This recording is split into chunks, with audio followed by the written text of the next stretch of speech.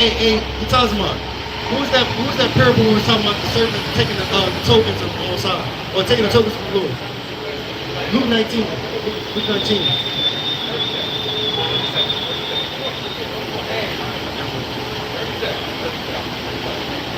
I love it.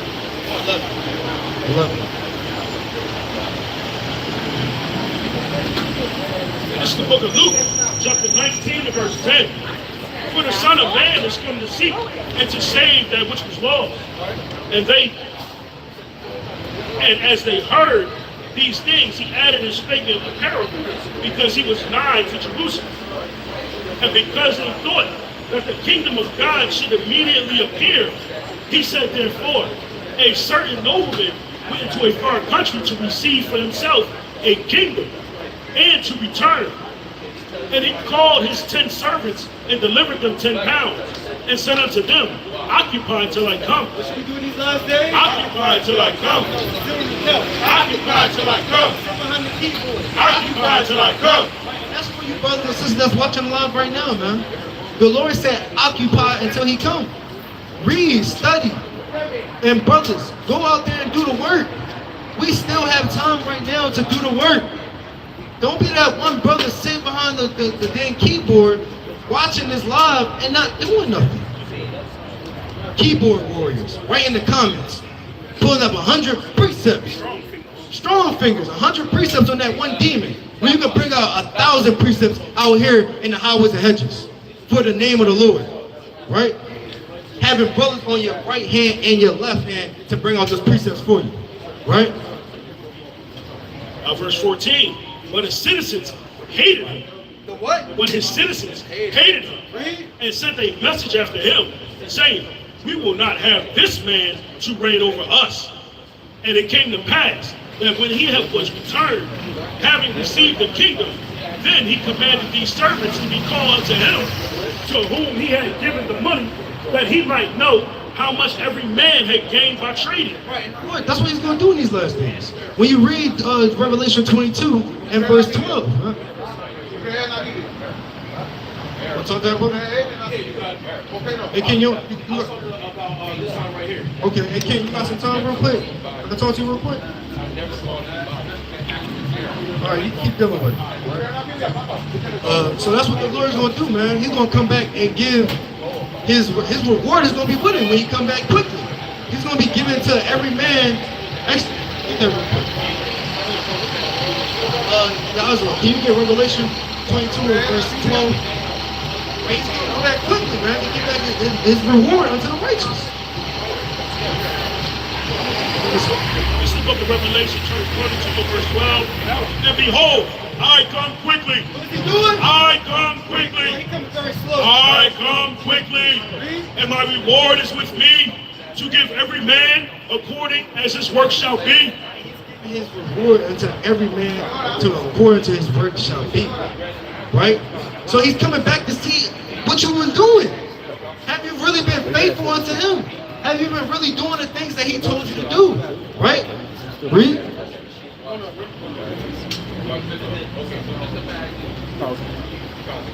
Then came the first, verse 16.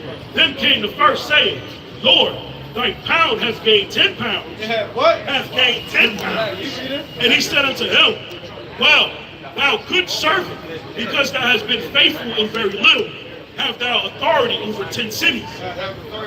Over 10 cities. What you want to have in the kingdom of heaven, man? You want to have rulership over 10 cities. 10 cities. Brothers aren't even ruling over their household right now. Imagine if you rule over 10 cities. That's crazy. Everybody's coming to you to know what the shit they do. Right? Keep reading. And the second came, saying, Lord, thy pound hath gained 5 pounds. And he said likewise to him, be thou also over 5 cities. Right? And another came, saying, Lord, behold, here is thy pound, which I have kept laid up in a napkin. Laid up in a what? Laid up in a Hey, real king. Can I ask you one quick question, King? Before you go, real quick. What's your nationality? Yeah, your race. Jamaican. Your father's Jamaican? Okay, all praise the Most High. Somebody get Romans 11 and 1. Right now, with Jamaican, did you know what Jamaican actually means? means living water, or wood and living water.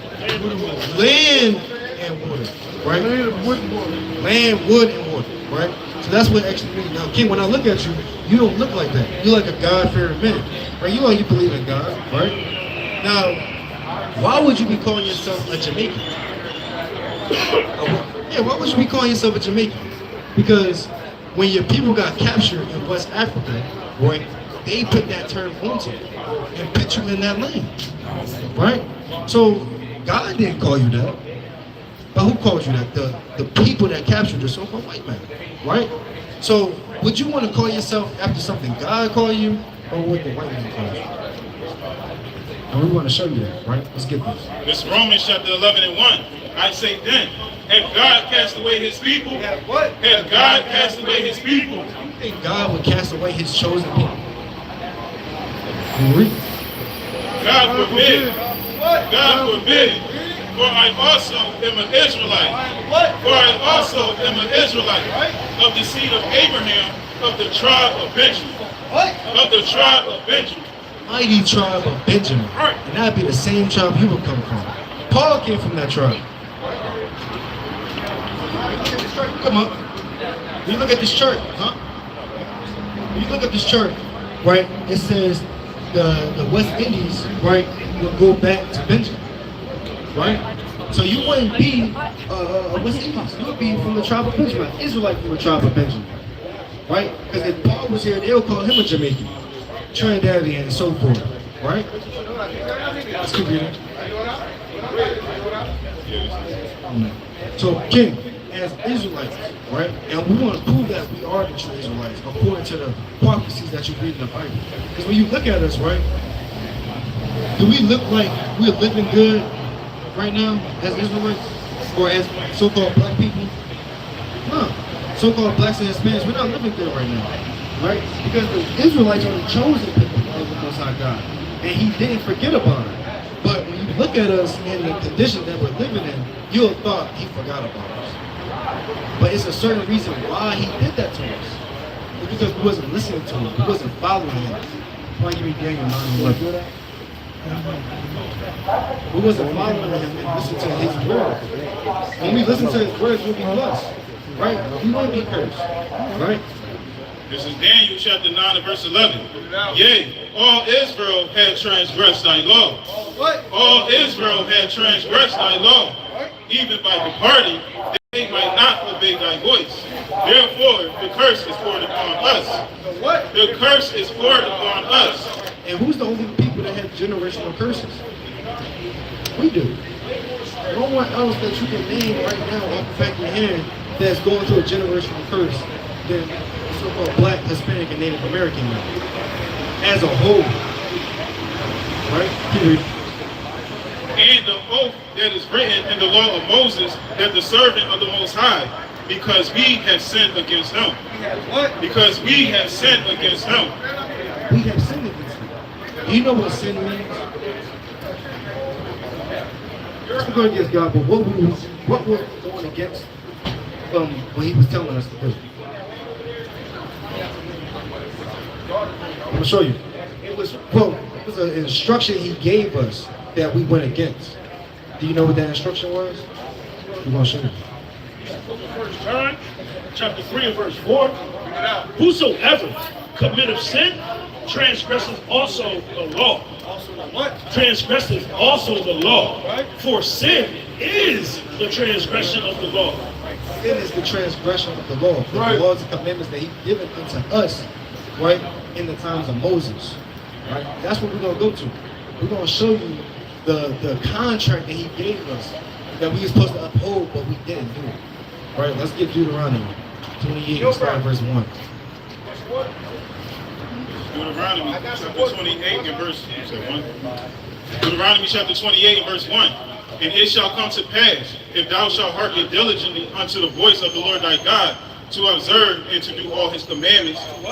To observe and to do all His commandments, which I command thee this day, that the Lord thy God will set thee on high. What is He going to do? The Lord thy God will set thee on high. He will set us on high if we kept the commandments. If we did the things He told us to do, we wouldn't go through anything. Right? Keep reading. above all nations of the earth. Clearly see we're not above all nations right now, right? Because of the things that we're going through. So that means we did what? We did keep the commandments as we were supposed to, right? And we're going to show you a couple of curses in the Bible to prove that we are those people, that we wasn't keeping those commandments, all these things started coming upon us, right? Start at verse 15. Deuteronomy 28 and 15. But it shall come to pass, if thou wilt not hearken. Wait, hold on. Real quick. I want to show that verse. I want to show that last verse to you before you go. You can't just let somebody pull you away like that, man. This is talking about your heritage. It's not. Well, you did pull them though. Look, real quick. I'm not trying to offend you in any way. I'm just saying that was kind of crazy. This is talking about your inheritance, man. This is real important. Because when you came up, you called yourself a Jamaican. Because God never called you that. So this is real important. You don't want to step away from that. This is gold right here. All right. Stand 10 toes right there. All right. I'm going to give you this last one. I'm going to give you the fly. All right. So.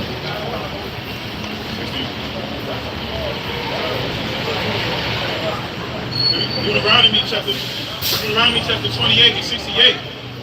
And the Lord shall bring thee into Egypt again. It's talking about when the Israelites was in Egypt, when they was in bondage, slavery, right? So Egypt in this context represents bondage, okay?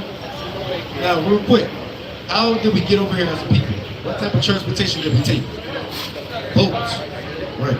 And the Lord shall bring thee into Egypt again with ships. What? With ships. Hey, real quick, brother. Hold on. Real quick, hold on. Let me give you the flyer. I didn't give you the flyer. Damn, like hold on. Hey, Ken. Yeah. Like she taking them back like a damn linebacker. Like that. She's smaller than him. And that's how you know spiritually we're weak, man. We let these nations just pull us to and fro. That's wild. This man right here influencing our people. That's okay to be like that. Hey, brother with the city winery, real quick. What's your nationality, Ken? What's your name? You want to stay right here, Ken? What we're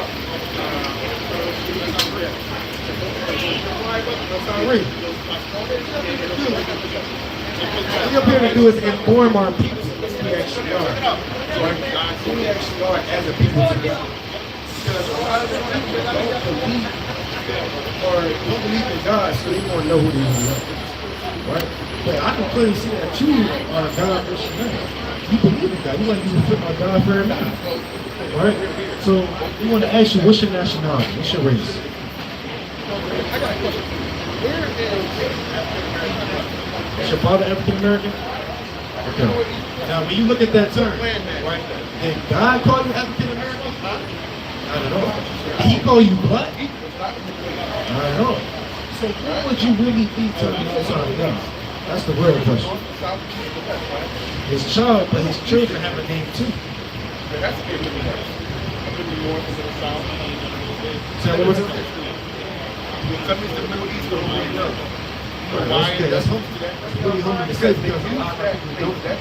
They're trying to dance around and call themselves Moors, call themselves the third. They don't really know. They really strayed away from who they actually are. Right? And we want to show you that. We want to show you that. I'm going to give 2 verses and then another brother's going to prove that further to you, okay? John.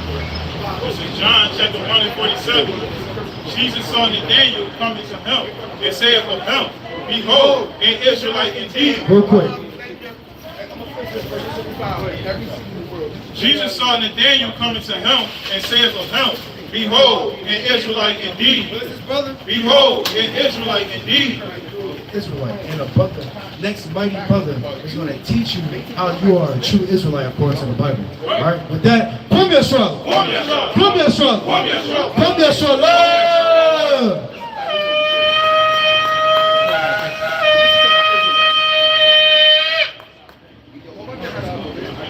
So what we're up here doing is we're showing our people what our true history is, where we actually come from.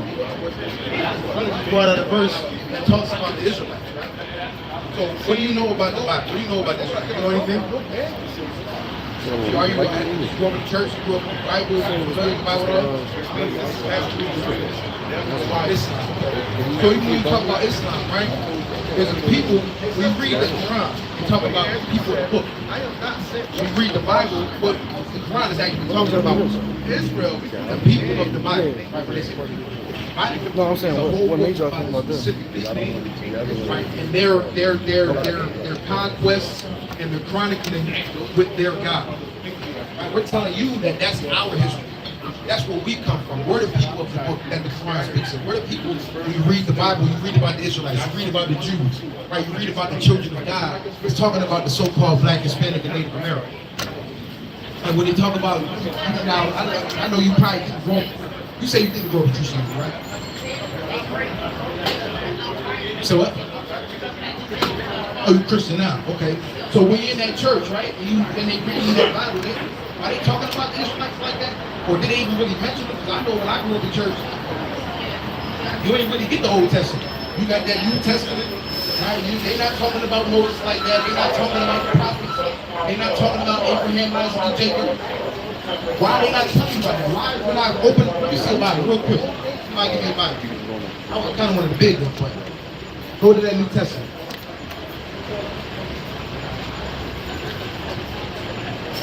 Whoever get there first. So we talking about, we cutting out this much of the Bible in that Christian church, and they just relegating us to this part of the book right here. Right, and don't forget, we talking about the Apocrypha too, because this was the part of the original canon. So why are they leaving out this much of the book? If I go and read a novel, right, if I go and read, I don't know, Harry Potter, I'm not going to just open up, not even 3/4 of the book. I'm not just going to open that up and start reading that and think I know the whole story. Think I know what I'm talking about. Going to a book club and say, oh, this is what this book is about. That wouldn't make sense. So what are they hiding from when they open up that Bible and they just cut off that part of the Bible? If they're hiding what this Bible is truly about. Who is truly about? It's about us as a people. The Most High has a chosen people. Right? Out of all the nations that the Most High created, He created the people. Give me that Deuteronomy 32nd chapter. Right? He created the people to be above all. There's a hierarchy of the nations, right? And they won't tell you that. Christian church are going to tell you what? They preach about Jesus, but they say everybody's the same. Everybody love everybody. They love everybody. But that was never God's plan. That was never God's prerogative, His purpose. The Most High created all the different nations, and you can see, we don't even have to open up the Bible. We can see that all the nations on the earth are different. We look different. We got different spirits. We think different. We got different talents. We got different languages. So how can we sit around and say God made everybody just be one?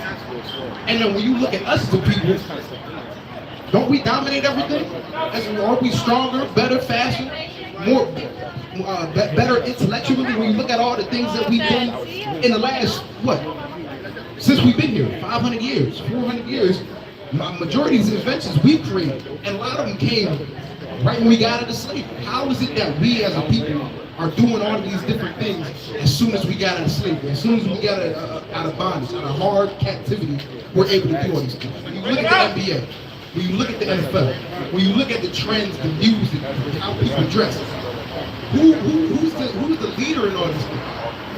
We are. Why? They don't tell you why. We're going to tell you why. Give me Deuteronomy 7 verse 6. Give me that. Deuteronomy 7. This is the book of Deuteronomy, chapter 32 and verse 8. No. Again, this is in that first part. This is in the Old Testament that they're not reading in that church. All right, we got how many? I can't even tell you how many chapters it is in the Old Testament, but it's a lot more than 30 in the New Testament, right? So this is what the Most High said about His people. Read. This is Deuteronomy chapter 32 and verse 8. When the Most High divided the nations to their inheritance, when He separated the sons of Adam, when He separated the sons of Adam. I'll tell you about, you know about Adam.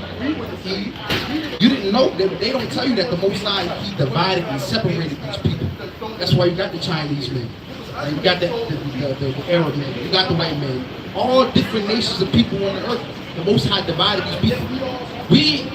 Not we, but in this society, they try to tell you that what? Everybody's one. Everybody's the same. That's clearly not the case.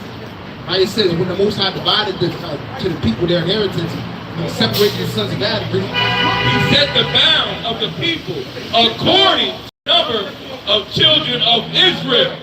For the Lord's portion is his people.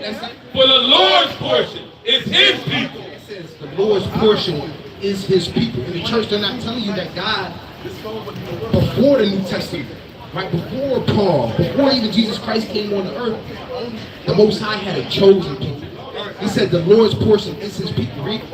Jacob is his lot of his inheritance. The Most High, when he separated the people and he chose the specific people. He created the specific people to be better, to be special. Now again, when you look on the nations of the earth, who would you say that is? We already told you. When you look at the investors, when you look at sports, when you look at trends, when you look at who do the people want to be like? They have a saying, everybody want to what? Huh? Well, the saying is everybody want to be black until it's time to be black. Why does everybody want to be black?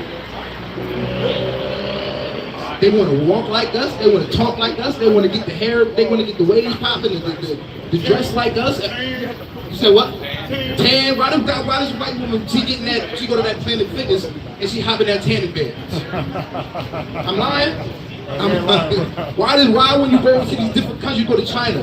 Why are they wearing these Steph Curry jerseys and these LeBron James jerseys? Now they want to try to be like us, act like us, talk like us. It's because we're God's chosen people. We're the people that the Most High made to be above all people. Give me that Deuteronomy 7 verse 6. Deuteronomy chapter 7 and verse 6. This is Deuteronomy chapter 7 and verse 6. But thou art an holy people. Something they're not going to read you. I grew up in the church for 18 years, right? I never even heard this verse. A lot of the verses I never heard. You probably, how long have you been a Christian? How long have you been a Christian? Over, 27 years, you said? And you probably, when you go to the church, you might hear one verse, two verses in the beginning of the sermon, and then they just go on a diatribe. And they go off on their motivational speech. But when you go into the Bible, you really read the Bible, it conflicts with what they teach you. That's why they're not going to read in slavery. Do you think they read it? Did they allow the black man to read? Did they allow you to read that Bible? Control. Yeah, absolutely. They have something called the slave Bible. But they took certain portions of the Bible out. But why do you think they didn't want us to read? Or why do you think they had that Bible that they didn't teach us certain things in it? Now you're not. But when you read this Bible, you read that what they teach us is the truth. What you got, Ken? This is Deuteronomy chapter 7 and verse 6. For thou art a holy people unto the Lord thy God. The Lord thy God has chosen thee. The Lord thy God has chosen thee. Most High, his whole program from the beginning of time was to have a chosen people. A chosen, read about Abraham, Isaac, and Jacob. You familiar? Right, that seed line. Right, Jacob got his name got changed to Israel. That's who we come from. Those are our forefathers. Those are our ancestors. You talk about the white man, he got his ancestors. Right, they talk about, you go to that Mount Rushmore, or you go to Ben Franklin.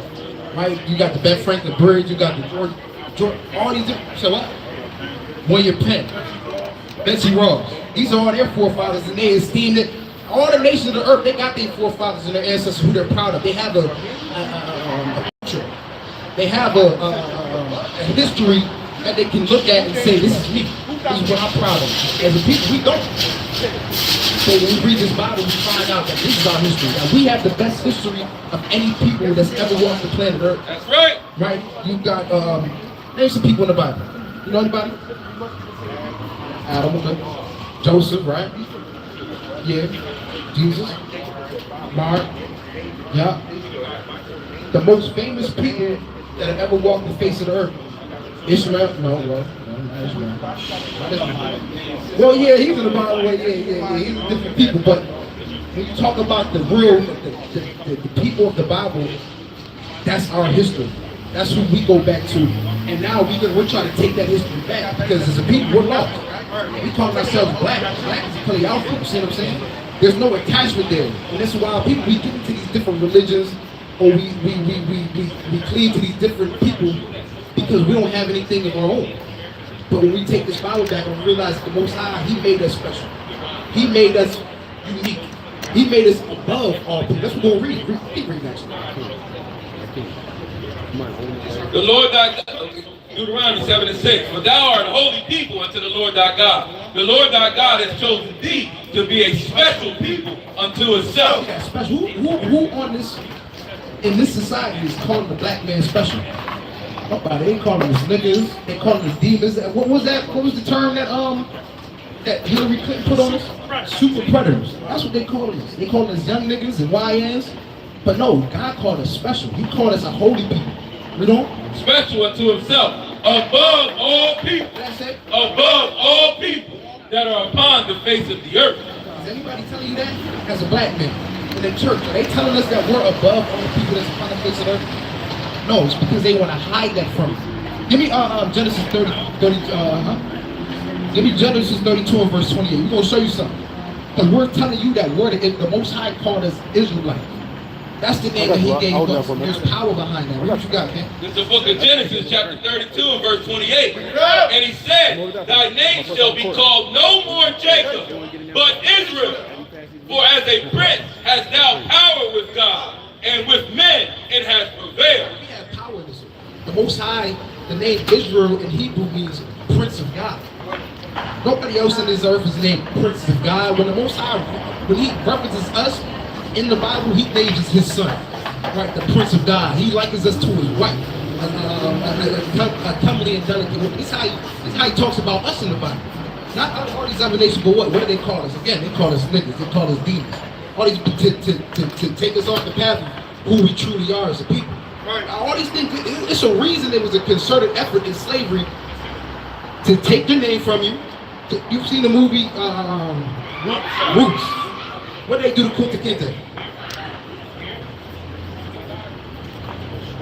Huh? Yeah. They beat his name out of him. They beat his culture out of him. Why would they do that specifically to us? They take our names, they take our culture, they assimilate us. No matter what we do, they always try to assimilate and try to make the black man a part of. Now you're me, right? Now you're American. Why do they do that to us and not nobody else? Everybody else got a country they can go back to. Everybody else got a history that they can claim. This is me. The Iranian man. Right? You know where Iran is? They know their history. They still over there. They call themselves Persian. You go in the Bible, you talk about the Persian. You can go into their history about King Cyrus, like the brother mentioned earlier, or whoever.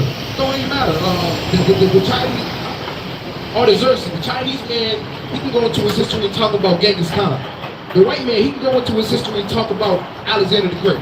Where are our great, where's our people, our great kings or warriors? Where is that at? Why did they take that? Why was there a concerted effort to take that from us? Because we're the people of the Bible. We're God's chosen. You read this one more time for the Bible. Deuteronomy 7 verse 6. I thought you were still there. Read that one more time. And we're going to go to the curse. This is the book of Deuteronomy, chapter 7 and 6. For thou art a holy people unto the Lord thy God.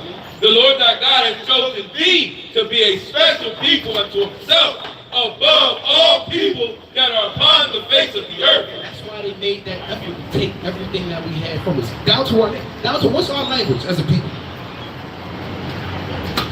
What can you call our language?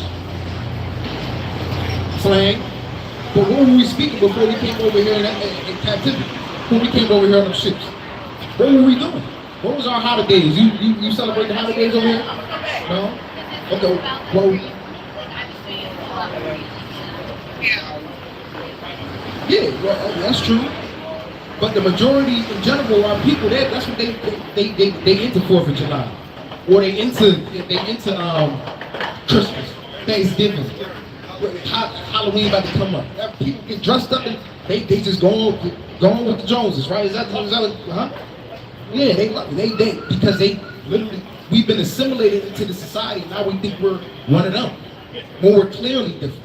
But the Most High, He's allowing us through this Bible, we're seeing who we really are. We're going to show you something. Now, why, if we're God's chosen people, did He allow this to happen to us? Why did He allow our nationality? Where's the sign? Is this a good sign? We're missing the sign. Oh, okay, that's a good one. Why specifically did these things happen to us as people? Why did the Most High allow us to go into slavery? Why is He allowing us to live in the ghetto? Why does it seem like we can't get ahead as a people? We can't prosper. Everything we do, you notice it comes to nothing. Everything. No matter what we do. Why do we have a man now? Again, the Most High said we're special to Him. And you can clearly see that. Why do we have a man that's inferior to us? Would you agree that the white man is inferior to us? Yes, no? Yeah, I mean, what does the white man, as a people, what do they do better than us? Nothing. So how is it that they're ruling? How is it that they're telling us what to do? When the red and blue lights come on, everybody's scrambling.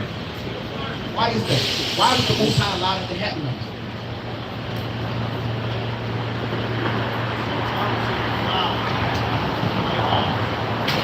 Okay, I see that, but if the Most High, there's a word in the Bible called, the Most High is called the omnipotent. You know what that means? Omnipotent is a compound word, all powerful.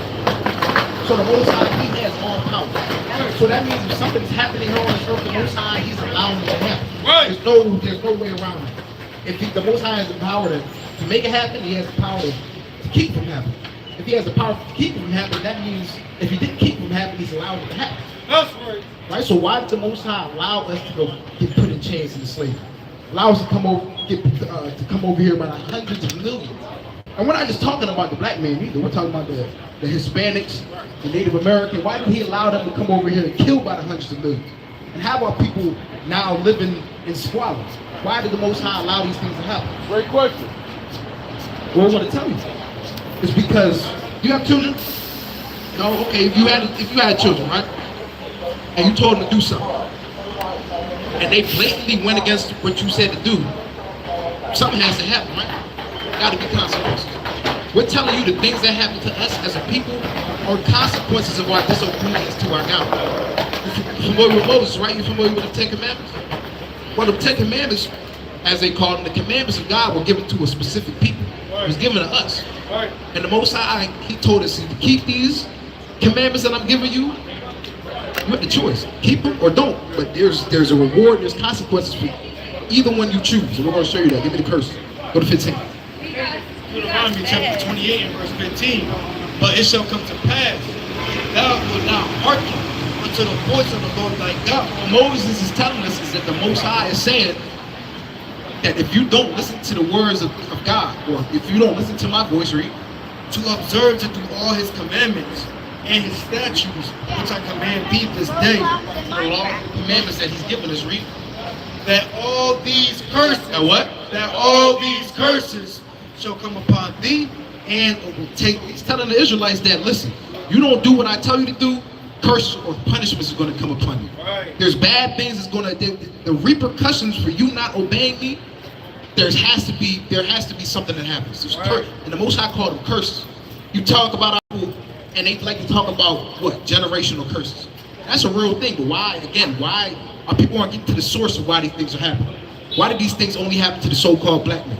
What's one generational curse that you would say happens to our people since we've been here? What's one bad thing that you could say, damn, this is unique to the so-called black man? Slavery. Okay, let's just go right to it. Go to 68. Verse 68. And the Lord shall bring thee into Egypt again. And you get the story of the Israelites. Why were they in Egypt? Why did Moses have to bring them out of Egypt? Yeah. Why did he have to tell Pharaoh to let my people go? For what? My legs are broken. First slavery, right? So when the Most High, again, this is the people that just came out of slavery in Deuteronomy. When we read Deuteronomy 28th chapter. When Moses is saying that the Most High is telling you, if you don't keep my commandments, I'm going to put you into Egypt again. What is he trying to tell them? Yeah, what kind of punishment though? Slavery. So Egypt, again, we're going to read this. Watch. Read that from the top, okay? Deuteronomy chapter 28, verse 16. And the Lord shall bring thee into Egypt again. Moses telling us, I'm going to put you into Egypt again. How? With ships. Moses said, with ships. Whose history is that? On the slavery on ships. That's us. Can't nobody else say that that's a part of their history. And that's something they teach us since we've been here. Now, the Most High is telling me this is how we can connect the dots to show you that we got to be the people that the Most High was talking to. We got to be that people because the Most High said, if you don't listen to my commandments, I'm going to put you on slavery in ships. Now, what other people on the earth can you say that's a part of their history? A prominent part of their history. That my ancestors went to a land to be slaves and they got brought over here on ships. Nobody. This is how we can connect these dots and show you, yo, we showed you that God, he put us above our people. You can clearly see that just looking on the earth, we're better than these other nations. And he also said that if you don't obey my voice, he also said if you don't obey my commandments and my voice, I'm going to put you into slavery on ships. That's got to be us, okay? We don't. By the way whereof I spoke unto thee, thou shalt see it no more again. And there ye shall be sold unto your enemies. I said we're going to be sold once we go on the ships to our enemy. Again, whose history is that? When we talk about black history, when we talk about the history of the African American, that's our history.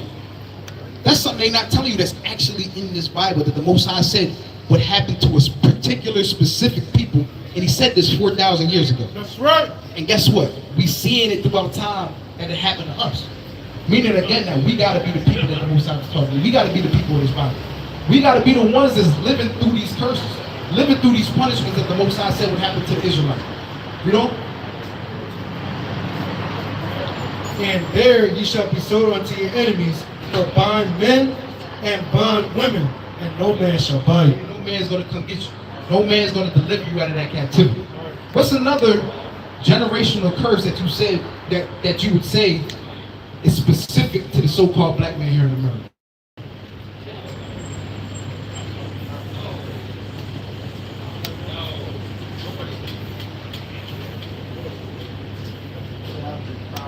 Poverty is 16. Verse We're 16. going to show you that everything that happens to us as a people is outlined in this Bible. Because the Most High said these things would happen to us if we didn't obey his voice. Does it make sense? Read what you got. Cursed shall thou be in the city, and cursed shall thou be in the field. The Most High said we would be cursed in the city. Give me verse 29 too. Or you can get verse 29. When you look at us again in the city, no matter what inner city you go to, where you from? North. Okay. Okay. How do we live in North Philadelphia? In the inner city. Right. What other city have you been to? Inner city. Pittsburgh. How does our people live in Pittsburgh? Same. What if we go to Chicago, Detroit? What if we go over there to LA? Watts? Are these things just coincidence that is happening to a particular people no matter where you go? No, because the Most High said you're going to be cursed in the city. And he also said in this chapter that these curses are going to follow you till you're destroyed. So no matter where we go, you can go to some suburbs where the so-called black man is living at, and we live in the same way. Why are these things happening? Our people aren't looking and seeing that these things are happening to particular people. We're not understanding why these things are happening. But the Bible tells us, and it shows us the root cause why these things are happening. Am I making sense? Right, go to 28, go to 29. Verse 29. Thou shalt grope and ruin them, as the blind gropeth in darkness, and thou shalt not prosper in thy ways. Most I said that's another punishment that you're not going to prosper in your ways, and that's us. Anything we do, it always, again, turns to nothing. There's a countless amount of cities or compounds, developments that our people tried to make throughout time here in America that got what? That got destroyed. The most prominent is you've heard of Black Wall Street, right? Well, that's not the only one. There's been plenty of them. and people have tried to prosper, but there's a word to get away from the white man and build their own. But what happens? It always gets destroyed. Why do we continue to read this Bible, things that happen to us as a people? Again, why do we keep reading things that the Most High said was going to happen to this particular people called the Israelites, and we can see them happen to us in real life, in real time? It's because nobody else can say, the Arab man can't open his Bible and say this happened to me. The Asian man can't say that. The white man can't open up these scriptures and say, this is my people. We're the only ones that can do that. Slavery on ships, being oppressed. We're going to keep reading, actually. You know? And thou shalt only be oppressed. Thou shalt be only oppressed, read. And spoiled evermore. The Most High said this people that they're not going to prosper in their ways and they're going to be only oppressed and spoiled evermore. That's connected. Is it making sense? And we got to be the people that God was talking to because we're the only ones that's going through it. The Most High said these things would happen. He says His word doesn't go out void, and these things actually happen to a particular people, and we just don't happen to be that particular people. Give me Isaiah 42. Go to verse 24. What's it? Yeah, go on. And no man shall save you. What? And no man shall save you. Our people continue to look for the government to save us. They're looking for reparations. But the Most High, He said nobody's going to. This is why we've been here for 400 years. No man. People ask why did if we're African, right? If we come from Africa, why did the African man not come and save his brother out of the slavery? Because one, they're not our brother. Two, the Most High said nobody's getting you out of it. Right. Nobody. This is going to happen because I'm the one that's putting you through this punishment because you didn't want to listen. That making sense? What you got? Isaiah 42, verse 24. It's the book of Isaiah, chapter 42, and verse 24. Who makes up the majority of the population of prisons? You can read. This is Isaiah 42 and start at 22. But this is a people robbed and spoiled. They are all of them snared and hold. They are hid in prison houses. That's it. They are hid in prison houses. People who robbed and spoiled, they're going to be snared and hold or trapped. This is why you have things like the school to prison pipeline. You heard that? That's a trap that they put us in. The drugs that they put in our communities, the CIA in the 70s, the 80s, the crack, the heroin. That was a trap. It said that we're going to be snared in holes and it said, read that one more time. And they are hid in prison houses. Who, as a people, again, makes up the majority of the population in these prisons? Us. The Most High said to the Israelites that was going to happen to you for not obeying my voice. Again, why are we reading things in the Bible that so clearly fit the so-called black men in America today? It's because this is our history right here. The history that they taught you in school, the Black History, what is it, Black History Month. They're not telling you for this. They just give you history of us in America. Where's our history before that? It's written in this Bible. And again, this is why when you go to that church and they only read you the New Testament, they're not giving you the full picture. They're not giving you the full story. They're not telling you who this people was and what would happen to them in the future. But we're reading that for you now to show you that this gotta be us. Right? It don't fit nobody else. Right? You see what I'm saying? Go back to the curses and give me 54 real quick. So that the man that is tender among you is very delicate. His eyes shall be evil to his brother. That's it. His eyes shall be evil to his brother. As I said, as a people, your eye is going to be evil to your brother. Now, what does that sound like? As a nation of people, you have an evil eye towards your own people. Who's that happened to? You said you're from North Philly.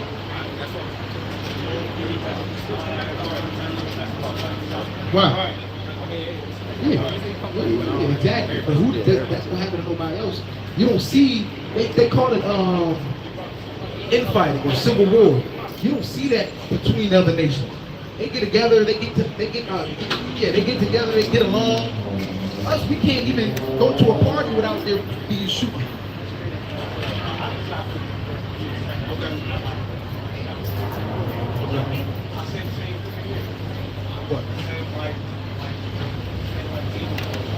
Yeah.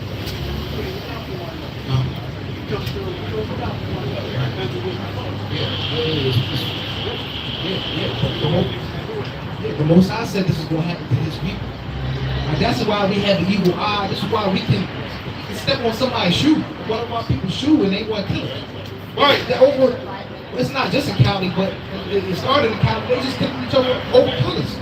I got blue on, you got red on, and then they want to press you because you got the wrong color on.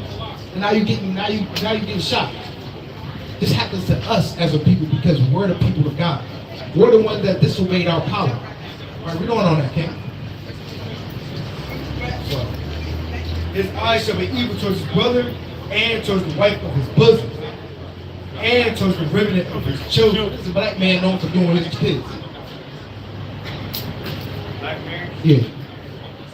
A lot of them. Okay. Said, abandon them. Abandoned, right? The Most High said you're going to have an evil eye. This people, their fathers are going to have an evil eye towards their kids, read. Which he shall leave. Which he shall leave. We can, again, you didn't even know that was in the Bible, but you can see it happening in real life. You can see that our people on with women and children or government assistance, all these different things. One parent household that's prevalent in our community. Why these things happen? We're getting the source cause of why these things are happening because we disobeyed the commandments of our God. Right. We disobeyed the instructions that our God gave us to live prosperous lives, to be a prosperous nation. And guess what? Now we're at the bottom. Right? And that's what we're here to show you is that we gotta be God's chosen people. We gotta be the Israelites. But there's good news though. It's not just curses. The Most High, he did promise us that what? That there are promises to our people. There is a good side of the coin. Just like if you're a kid and you obey your father, you get rewarded. There are rewards, and the Most High wants to give us those rewards. But we, just as a people, we have to start listening. Right? Give me Jeremiah 32 and verse 42. And our people, again, we look for different avenues to get out of the condition. 32 and 42. Different avenues to get us out of the condition that we're in. Government assistance, or our people will vote for Barack Obama. What did Barack Obama do for our people? Nothing. They call him the gay president. Right now, he's the face of the rainbow, basically. Right? Well, or they thought Joe Biden was going to do something for them. There are people who voted for Kamala Harris. They thought she was the one that was going to prosper the black man or prosper the black woman. We're telling you that only God, He's the only one that can get us out of the condition that we're in, because He's the one that put us in this condition. Does that make sense? That's right. So read what you got. This is Jeremiah chapter 32 and verse 42. For thus saith the Lord, like as I have brought all this great evil upon this people, so will I bring upon them all the good that I have promised them. Yeah, so the Most High said, because again, all this evil, He says, as I have brought all this great evil on this people, He says, so shall I bring upon them all the good that I promised them. We have promises from our forefathers, Abraham, Isaac, and Jacob. The Most High said we're going to have a beautiful land, right? A nation as the stars in the sky, as the sand of the sea, right? But to unlock those promises, we got to do what's required of us. We got to do what the Most High told us to do, right? And that's the good news. That's when you hear about the gospel in church, and you hear about the good news. That's the good news, is that what we have redemption to our Father, who you call Jesus Christ. To get back to our Father, to get back in the good graces of our Father, to get those promises that the Most High. Give me that in Isaiah 63. And just go to the top, because it's not enough just to know that we're the Israelites and that we're living through the curses. What's the way out? What's the answer to the question of why are we going through these things, or what do we have to do to get out of the condition that we're in? The jail, right? Like you said, he was in jail. You see the murder that goes on with our people. But our people are so much greater than the things that were relegated and boxed into. You can even see that. Like, just like the Most I said, we're a special people. We have so much potential, but we're relegated to these curses. That's why. Because we're disobedient to our power. We're disobedient to our God. So what? we have to start being obedient to our Father, and that's the good news, is that we can come up out of this condition that we're in. All right, give me that now, Isaiah 63, verse 1. This is the book of Isaiah, chapter 63. Who is this that cometh from Edom with dyed garments? 61. 61, go to verse 1. This is the book of Isaiah, chapter 61. The Spirit of Yahweh God is upon me, because the Lord has anointed me to preach the good tidings. Do what? To preach good tidings unto the meek. He has sent me to bind up the broken heart, to proclaim liberty to the captive. That's it. To proclaim liberty to the captive. It says to proclaim liberty to the captive. Whether you realize it or not, we as a people, the so-called black man, the Hispanic man, the Native American, we're still captives in this land. We're still in the land of our captivity. They brought us over here to be slaves. Now you still have to work a 9 to 5. You still, what's your last name? Sanders? That's probably the last name of some slave owner somewhere. That's you. You still, our kids in school, they're still learning the curriculum of they're not learning their history, they're learning who's history. That white man, you think a nation that wasn't captive or a nation that wasn't under subjection is going to learn about another nation of people's history? You think they're doing that in China? They're learning about Ben Franklin? Or they're learning about George Washington? No, so why should we? Yeah, it's because what? We're in captivity. Still to this day, even when you look at your money, our people think that we get money and that we're free. No, the dollar bill still got the dead, got a president on it. Still got the slave master on it. All right, George Washington, he was a slave owner. John, what's Adams? What's his first name? Was it John Adams? Oh, John, whoever it was, he was a slave owner. The man on the dollar, Ben Franklin, George Washington, all these men were slave owners. So our people get this dollar and now they think they're free. No, we're not. We don't have a land to go back to. We don't have farms that we can be self-sufficient on. No, so we're still captives. It says, read that again. To proclaim liberty to the captive and to open the prisons to them that are bound. To proclaim the acceptable year of the Lord and the day of vengeance of our God. And the day of vengeance of our God. Most High, He has vengeance coming to these other nations that did this to us. But what we have to get right first. It's up to us. Now we as a people, we have to start obeying our Father. We have to start doing the commandments and the instructions that He told us, because what? What happens when we don't? These things. Now again, now our last name is Sanders. You see what I'm saying? Now we're from Philadelphia instead of being from Jerusalem. Or we're from Chicago instead of being from Bethlehem. Right now we're slaves instead of being kings. And that's what the Most High created us to be. You read the Bible, it talks about us being a royal priesthood, a kingdom of priests. And that's what we are. We're supposed to be governors over this. The seat that the white man sits in, that's our seat. And even greater.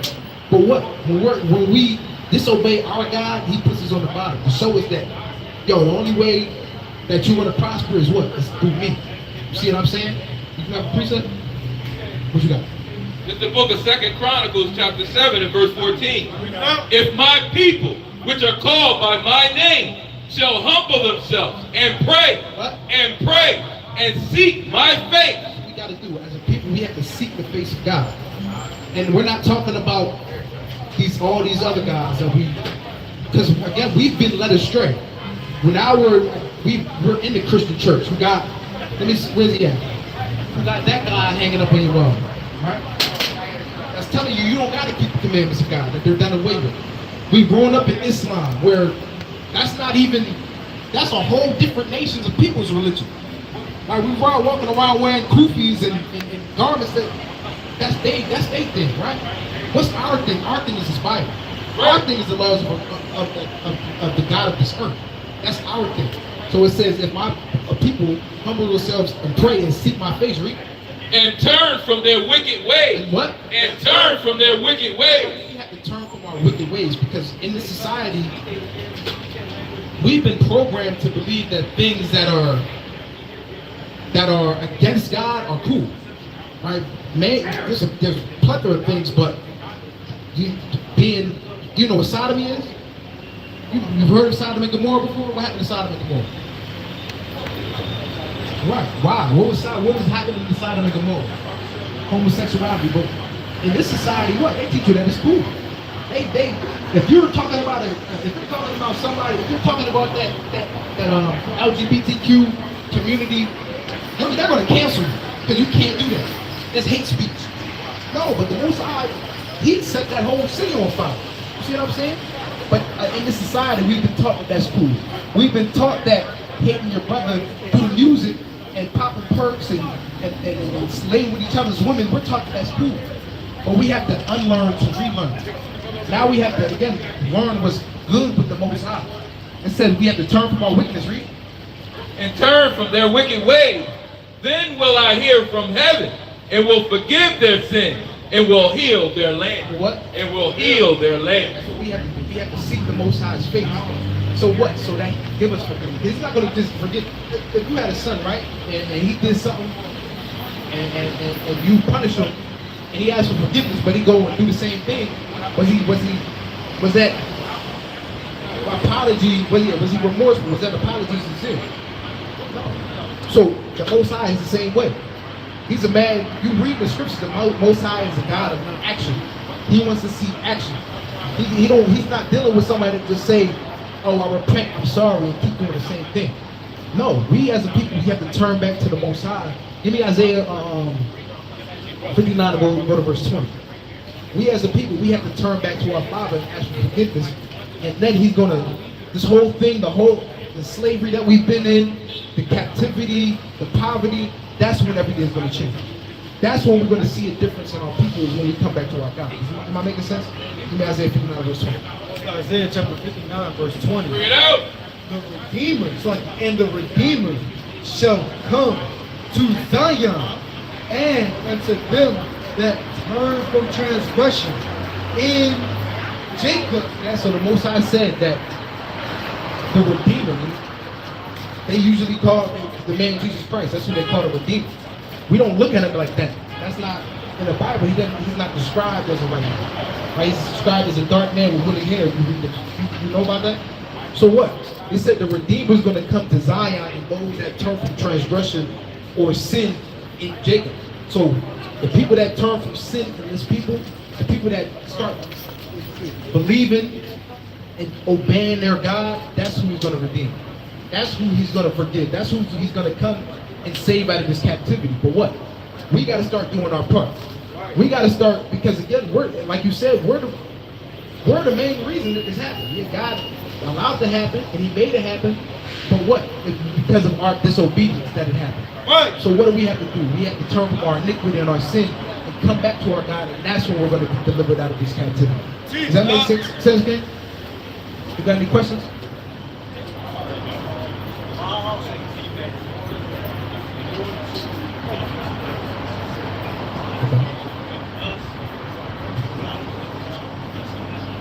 Well, you mean like love each other? Well, okay. Give me that John, 1 John. It's where it says to love the children of God. You know? Somebody get that for me. It says, this is the love of God, to love the children of God. 1 John 2 and 4. John 2 and 4. 1 John 2 and 4?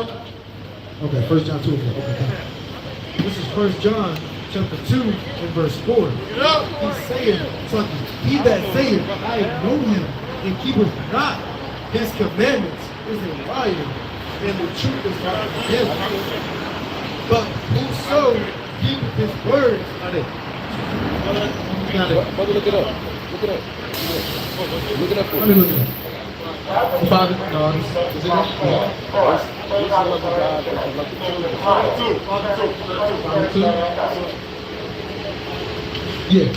This is the book of 1 John chapter 5 and verse 2. By this we know that we love the children of God, when we love God and keep His commandments. The love of God is keeping His commandments, but it says we love the children of God, or we love our people through loving God. Because why? God has specific commandments on how to love one another. And if you don't love yourself, then you're not going to love the people. Because I look like you like me. If I look in the mirror and I hate myself, then I'm going to hate those who look like me, right? Right. But again, the Most High set up commandments on how to love one another. And that's the loving God, is loving your people. Does that make sense?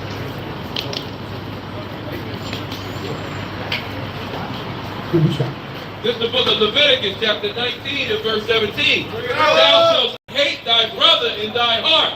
Thou shalt not in any wise rebuke thy neighbor, and not suffer sin upon him. So loving your brother, loving your people is what? Is rebuking him. It's not because do you know what rebuke is? No, don't have to be that. It can lead to that. But rebuke is correction. It's getting your brother off that bad path that they're on and getting them on the right path. That's love. Because we know what can lead where that wide path is, like in the New Testament, the Most High talks about the straight and narrow path and the wide path. We know what the wide path leads to death. So love is telling your brother, yo, you're doing wrong. This is what's right. This is what's just. So the Most High said, read this one more time. Yeah.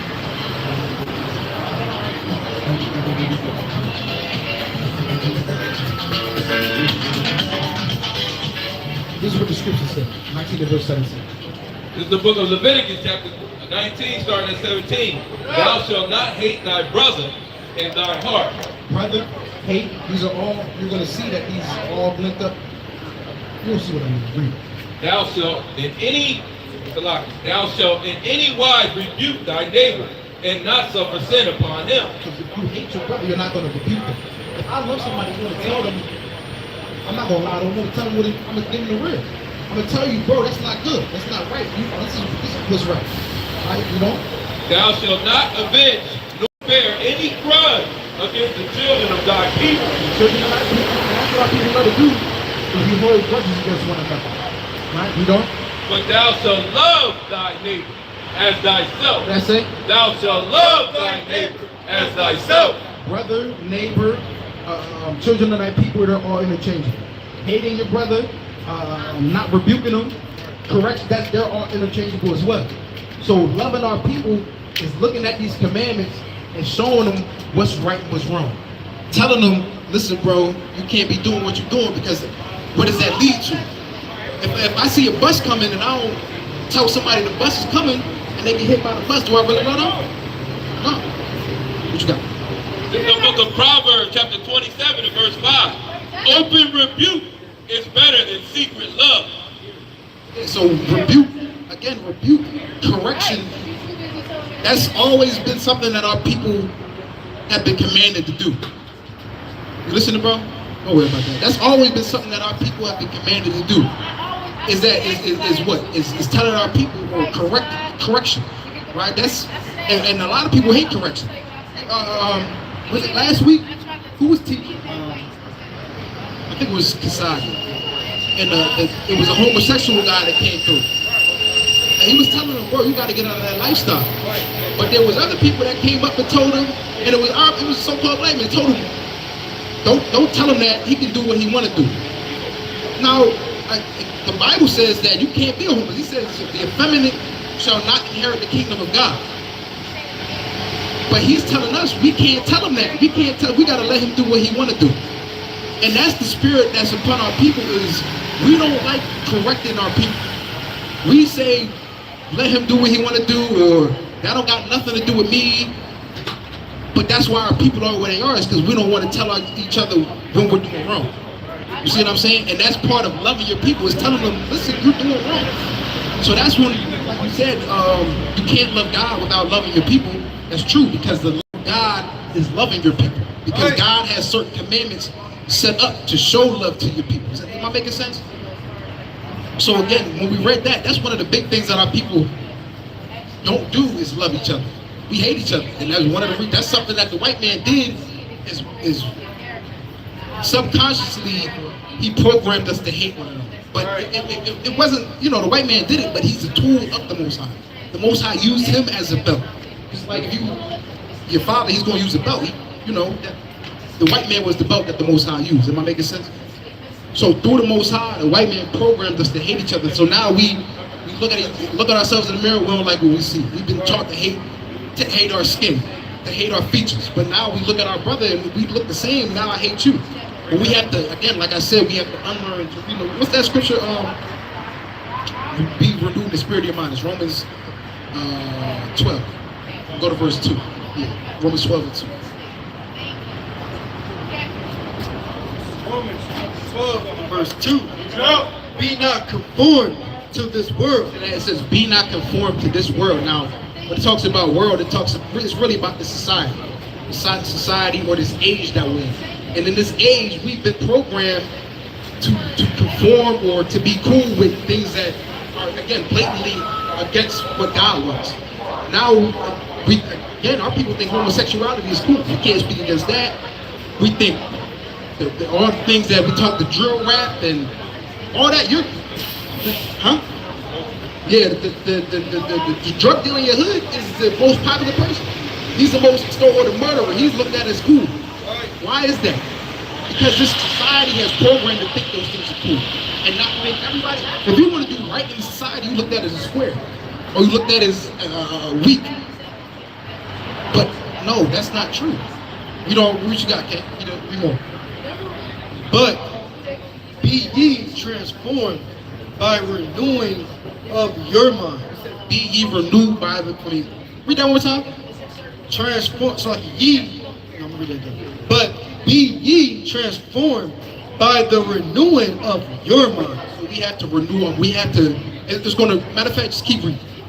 That ye may reprove what is that good and acceptable and perfect will of God. So we have to, in our minds, we have to prove what's perfect and what's acceptable to God. Right. And the only way to do, because the Most High, everybody talks about just or good.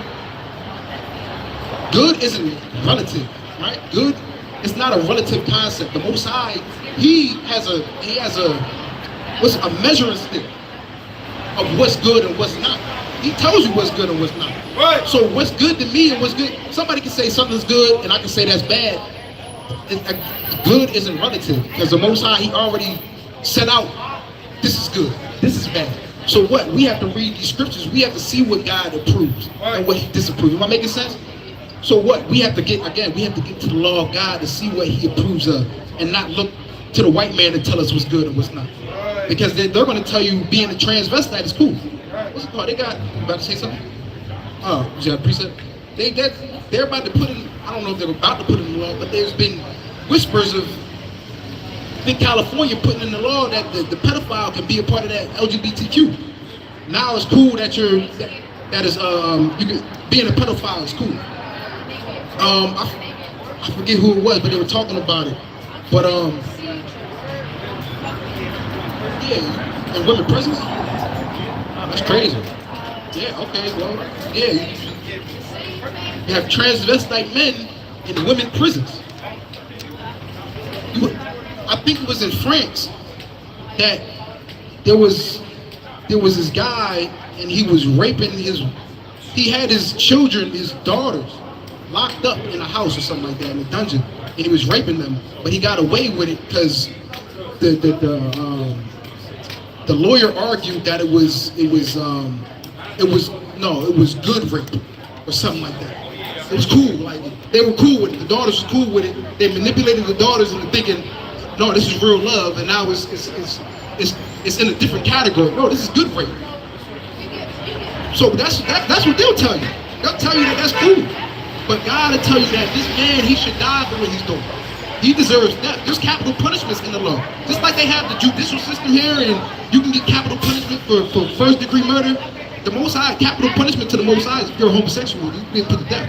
There's certain things that the Most High is just not cool with. But now, again, we tell our people that we're just giving them a warning. For real, the Most High, if it was up to him, you'd have been out of here. You see what I'm saying? So that's what we're out to do and tell our people that we got to turn from our sin. We have to realize, like I said, it's a warning. And that one of these commandments that we have to do, like you said, to love God, we have to love each other. Does that make sense? Got any more questions? You had a precept, right? Huh? Huh? Okay, yeah, what you got? It's the book of 1 John chapter 2 and verse 15. Love not the world. Love not the world. Neither the things that are in the world. If any man love the world, the love of the Father is not in him. The love of the Father is not in him. This world has been set up, it's been set up to be destroyed. But you can read about America in the Bible, and it'll say that it's the mother of harlots. It's the most wicked country or kingdom that's ever been on the face of this earth. I don't care if you talk about the Greeks, you talk about the Romans, you can talk about any kingdom that's had power. But America, it exceeds all of them in wickedness. Just like I said, the homosexuality here is so prevalent that, again, you do look at it. I keep bringing up homosexuality just because that's one of the, say it again? And that's one of the, oh, okay, yeah. They got a neighborhood over here called the neighborhood. It's cool, like but in the Bible specifically outlines this as a crime against God, as one of the chief, like the brother said, one of the chief top crimes. But here is looked at as you can't even speak against that. That's a protected group or community of people that you just can't talk about. But the Most High, He destroyed 5 cities by fire for that ancient world. So again, this is why it's saying to love not the world. If that's looked at as good in this world, how much other things that's looked at as wicked are looked at as good in this society? What you have to think? This is Revelation chapter 11, verse 8. And their dead bodies shall lie in the street of the great city, which spiritually is called Sodom and Eve. That's it. Called Sodom and Eve. So this is Revelation is taking a look into the end time, right? It's prophecy, and it talked about a city that's spiritually called Sodom and Egypt. Now, America is that city that's spiritually called Sodom and Egypt, because when you look at America, a lot of the things that was done in Sodom and Gomorrah were done here. The homosexuality, a lot of the things that were done in Egypt, a lot of the architecture, a lot of the slavery that we were in, and the Israelites were in, right? Because we was to Pharaoh. We were slaves in Egypt, now we're slaves here. A whole bunch of the stuff that Egypt was into, America's into. This is why it's called spiritually Sodom and Egypt. This is why the Most High said, and these are 2 places that the Most High, He utterly destroyed. Right. Sodom and Gomorrah, He utterly destroyed Sodom and Gomorrah. When you read the Exodus, what did the Most High do to Egypt? Destroyed it. 10 plagues out of there. Right? Killed all their firstborn. So these are 2 specific places that the Most High, He hated in the scriptures. And this is why we got it. The Most High said, love not the world. Neither the things that are in the world. Read on.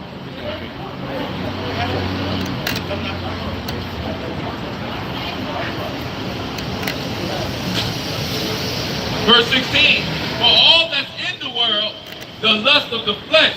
Here, everything's about you pleasing your flesh, right? The partying, the what else? The drugs, the sexual lust that they have. That's all that's in the society. The Most High, He talks about not fulfilling the lust of the flesh, but what? Defeating that spirit, because that's really who you are. All the flesh wants to do is carnal, wicked. Like I said, that's what America's been built off of. It's fulfilling the lust of the flesh, there's a certain, you know what Satanism is? You don't know what Satanism is? All right, there was a man named Alistair Crowley, and he's like a top Satanist, right? And his slogan was, do as thou wilt. So that means do what you want to do. Fulfill all your lusts. That's literally what Satan, why? Because Satan, he's not against God, but he's what's the word I'm looking for? Basically, he's an adversary. What God wants you to do is what's right, what's just. Satan, and he has an outline for that. He has certain specific instructions on what to do, and he tells you to do this and do that. Satan doesn't teach you to do what you want. Right. That's what this society is built off of. You have something? Yeah, and now if you notice, all the young people, when they be taking pictures and stuff, Alistair Crowley invented this here, this sign here, that was considered the devil horns. see a lot of young kids throwing this up right now. And if you look at them in their pictures, they're all like this, doing their thumb hanging out. Then when you add the thumb to it, it means I love seeing. So that's something that he invented. If you notice, that's all the kids that take a picture. And 5 out of the 10 of them gonna throw that sign up. It's kind of like that's what's going on in this world. The wickedness has taken over. And people think that they're actually doing something, but it's the lust of the flesh. It's Satan being built into it. I was gonna say too, you don't want transsexuals, right? Men, changing their body parts and so forth like that. When you look at the Baphomet, it's a man that has 20 moves. And it's the same thing, and they glorifying that. That's Satanism right there. That's not of God, that's of Satan. And that's why you look in this. Yeah, go ahead and do your thing, brother. What you had, King? I wanted to say too that the fad of the women dressing the way with the makeup and all that, it's not like a fad that's based off of women. It's based off of drag queens. Yeah. That's what these women with the baby hair, they dress like a drag queen, they don't even know. Yeah, that's why. Who's the one drag queen? RuPaul, and they got. This is one movie. No, it's a show that I just got finished watching. Me and my friend. It's called. It's on Netflix. I don't know if you've ever seen it. It's called like Wayward or something. No, yeah. But it's the number one movie. I mean, number one show on Netflix. Yeah, I thought the dog was talking. It's the number one show on Netflix. But you can see a lot. The main character in that movie is supposed to be a dude that is playing a cop, but it's actually a woman playing a cop. Like they actually have a woman playing a dude in the movie, right? And but it's all throughout the movie. There's women that's playing men, and men that's playing. But this is how you know that we're living in the land. This is how you know we're living in the land. Read on to that, kid. Logic.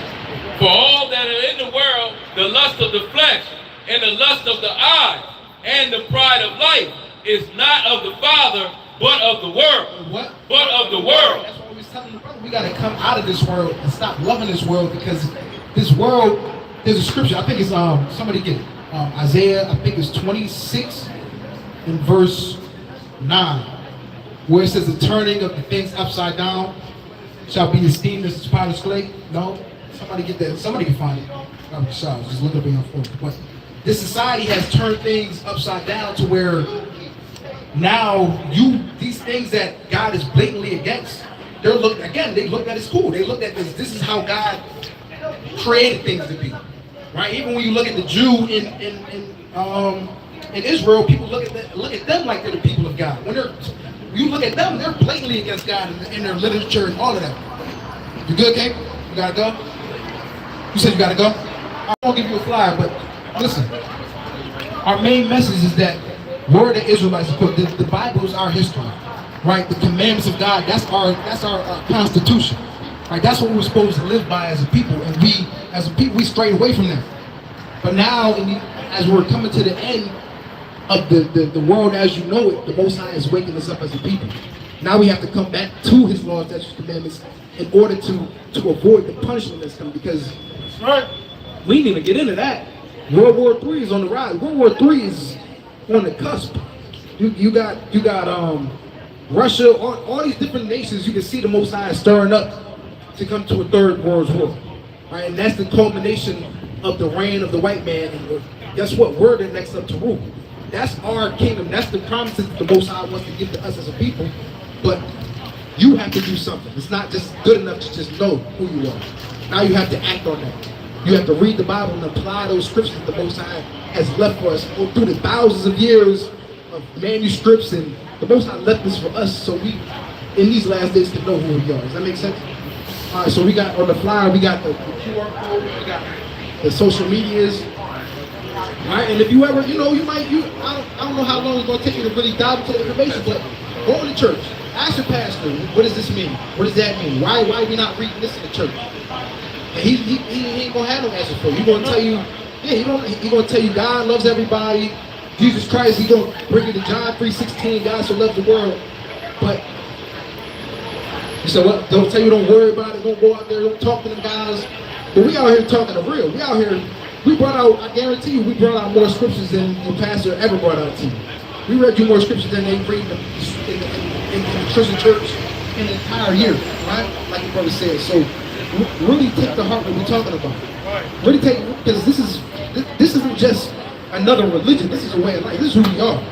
The Bible, the scriptures, our God, this is who we got to come back to. You understand? So you will be an Israelite. Your father was a so-called black man? Your father, so-called black man? Yeah, is he black man, African American? All right, so more than likely, you will be an Israelite from the tribe of Judah, right? Or the nation of Israel, right? So that's who we are as a people. It's not, again, it's not a movement. It's not a religion. This is truly who we are. We lost who we were. They took who we were from us, and now we're coming back to it. That makes sense? All right, King. Why you said so-called? Because he told you earlier you're wearing black. So that's why he said so-called, not the black. That's what I'm saying. So-called. Right. So don't call yourself black. It's a color. Black is a color, right? It means devoid of light, dirty, dingy. We're not black, bro. We're the children of God. Right. All right, King. So you be easy, all right, bro? Oh yeah, you got a Bible, bro? You got a Bible? Oh yeah, you okay? Yeah, all right. So yeah. Brother over there, keep going. But yeah, did anybody find that scripture? What you got? It's Isaiah chapter 29, verse 16. Surely your turning of things upside down shall be esteemed as the potter's clay. What? As the potter's clay. So it says the turning of things upside down shall be esteemed as the potter's clay. They esteem these things or think and look at these things that have been turned on their head as the way God intended it to be, which is not. The Most High didn't intend man to be with man. The Most High didn't intend man to go and be a trans woman. What's up, family? How y'all feel about the LGBTQ movement? How y'all feel about that community? It's cool? You with it? That's how God intended it to be? What about you, King, with the skateboard? How about you, sis? You believe in God? Sit. With the hand wrap. You got time for God? Real quick.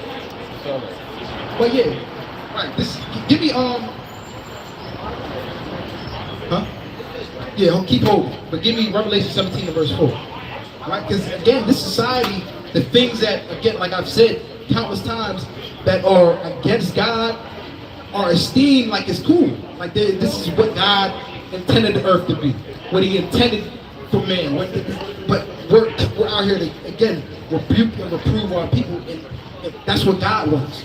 That's what we've been set up to do. Because again, like we read, that's true love. It's telling our people the path that you should be on. What about y'all, sisters? Y'all Ethiopian? Where y'all from? Yeah, she's dead. She's praying for me. What you got?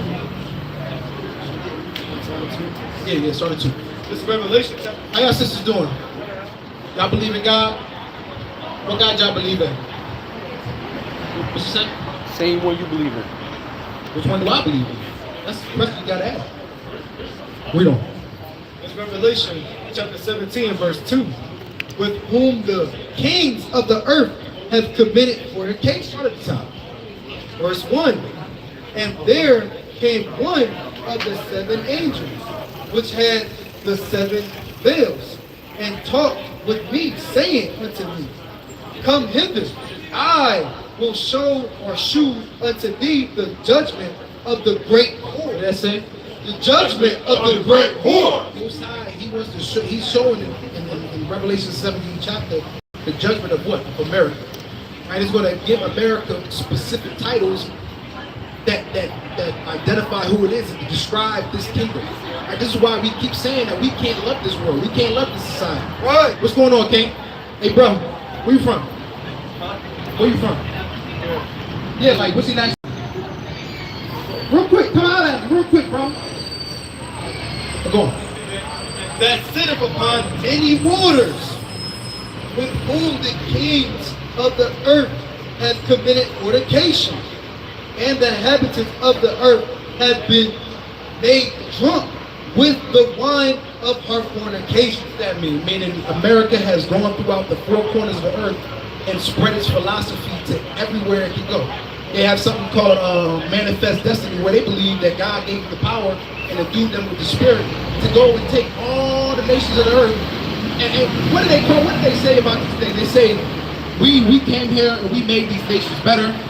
We developed these societies in the third world countries before we came over here, gave them democracy, gave them Christianity. These people were living like animals, but the world was better off before the white man came and started and came into power. Right? There was no other nation on the earth felt the need to go and conquer every place. Yo, Yazara, you want to talk?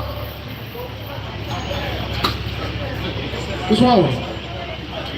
Let me holler at him. Let me holler at him. Talk to him. Is he bug? Yeah, about what?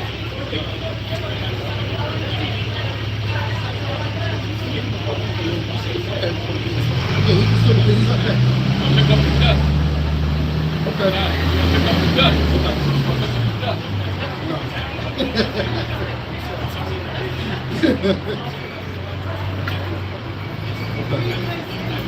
Hey sis, you believe in God? Sis in the blue. You believe in God? You shy now. Listen, the black woman is anything but shy. Hey sis, brother. Bro, hey bro, come here real quick. You believe in God? Ooh, he got that prostration on. Where you from? Hey bro. Oh, I don't see him, but he had. But what was I just saying?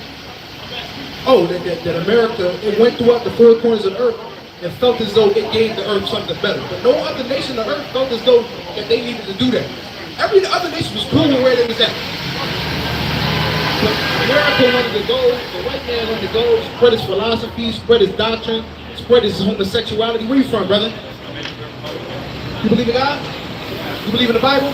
Real quick, let me probably 5 minutes. I don't even got all day, bro. But yeah, this is what America has done. That's why, what's that? Is that call? Come to camp. Give me that in Jeremiah. I think it's. Hey, bro, you got 5 minutes? Take a flyer with you. What about you, King? You believe in God? What God you believe in, King? Give me 5 minutes. No, you don't gotta walk away from me. I ain't gonna bite you.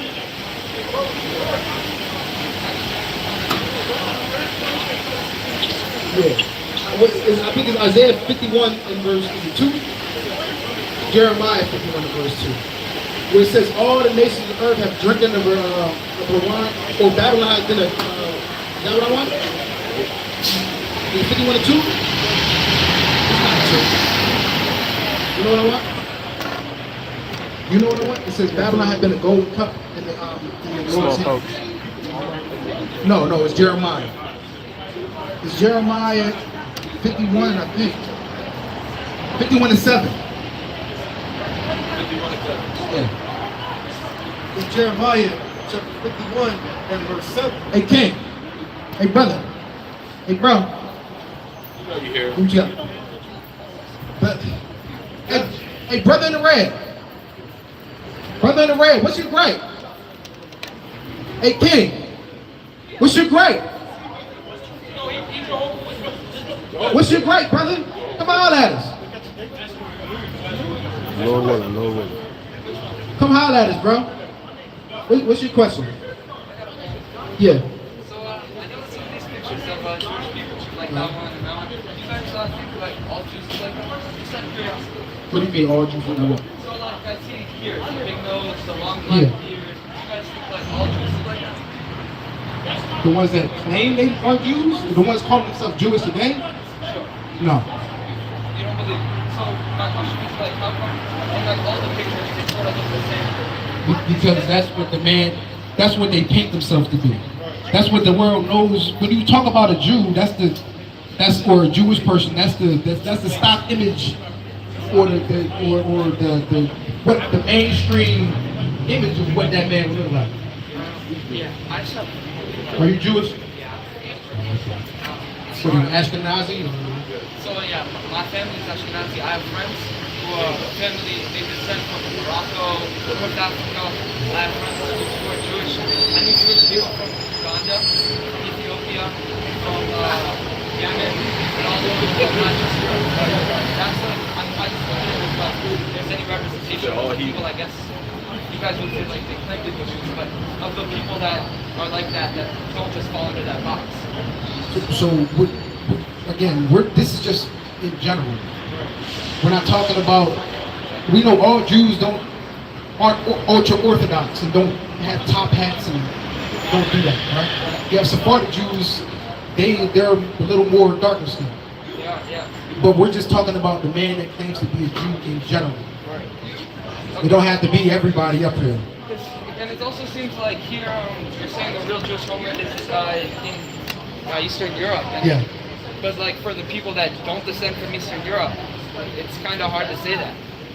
Again, if you read that, it's talking about the Khazarian Jews. Right. Right, and that's where they're based out of. Now we know not all Jews come from, but we're talking about the Ashkenazi Jew.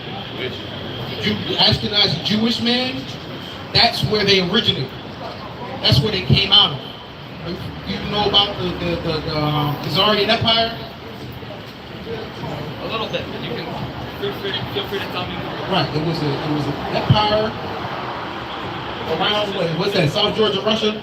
Around that area. There was a mass conversion. There was a mass conversion under a man named Kagan Bulan. And you go, yeah. No, it's not bad. A man named Kagan Bulan, you go. Matter of fact, let me show you something. I have another question after. Yeah, give me something.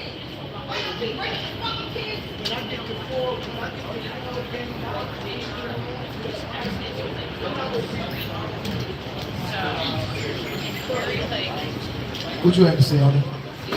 Are you aware there's no such thing as a Jewish person? Because what does ish mean? What does ISH mean? Like a little. So right now I can say you're acting mannish, girlish, childish. Are you any of those things? Would you say you are? Are you like mannish right now? Or would you be like a bull? Are you acting childish right now? You don't think so, right? So it's like you said, it's like it. So how can a person be Jewish? They can't. They're either Jew or they're not. It ain't no Jewish. That's why it's in the name Jewish. Just like childish, selfish, so forth. So are Swedish people like not Swedish? They're not.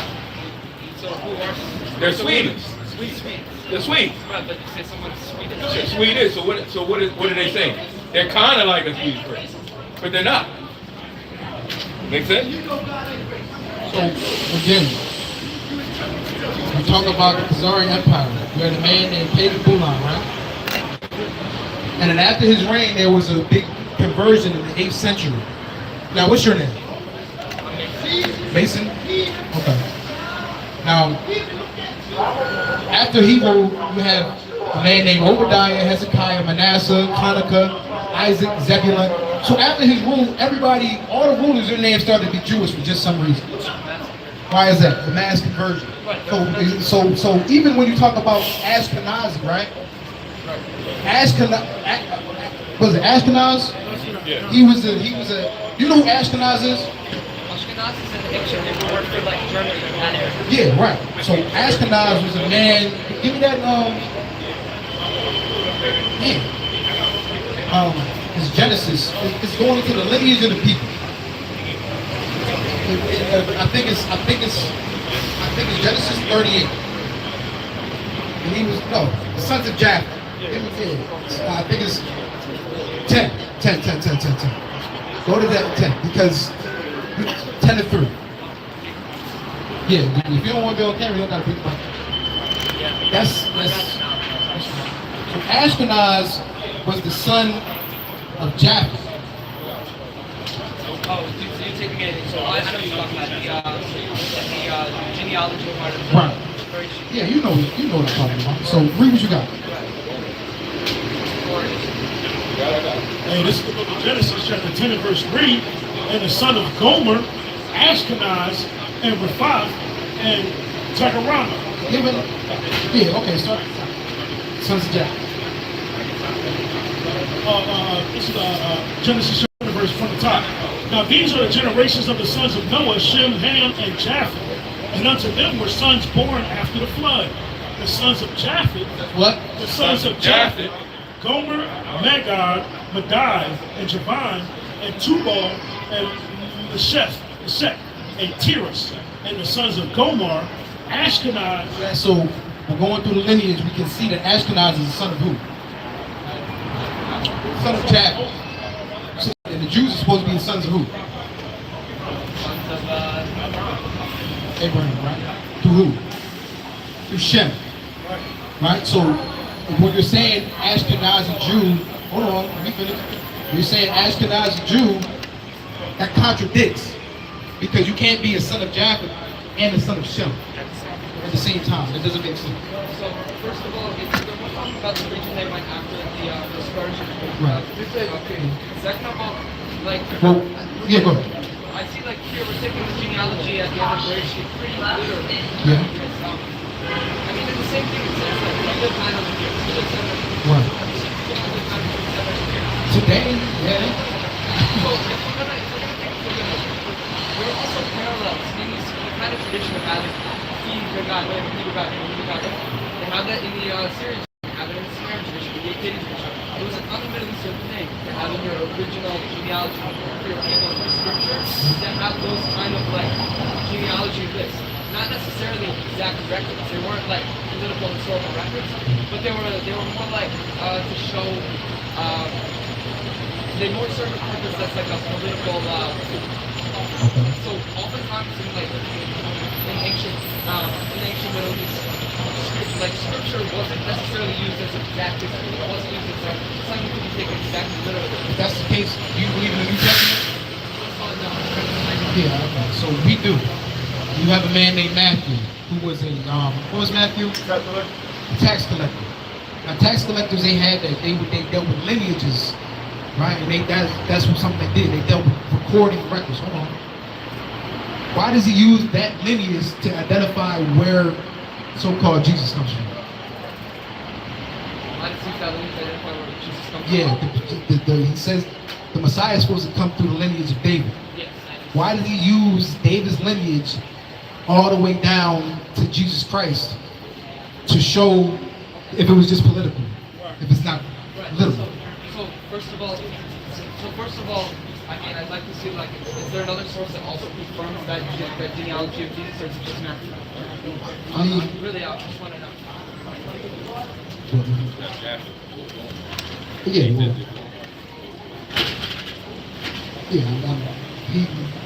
I don't think he's saying it's political, so it doesn't really matter. Like, what I'm saying is, like, historiography at that time it's taken a different form today in modern times.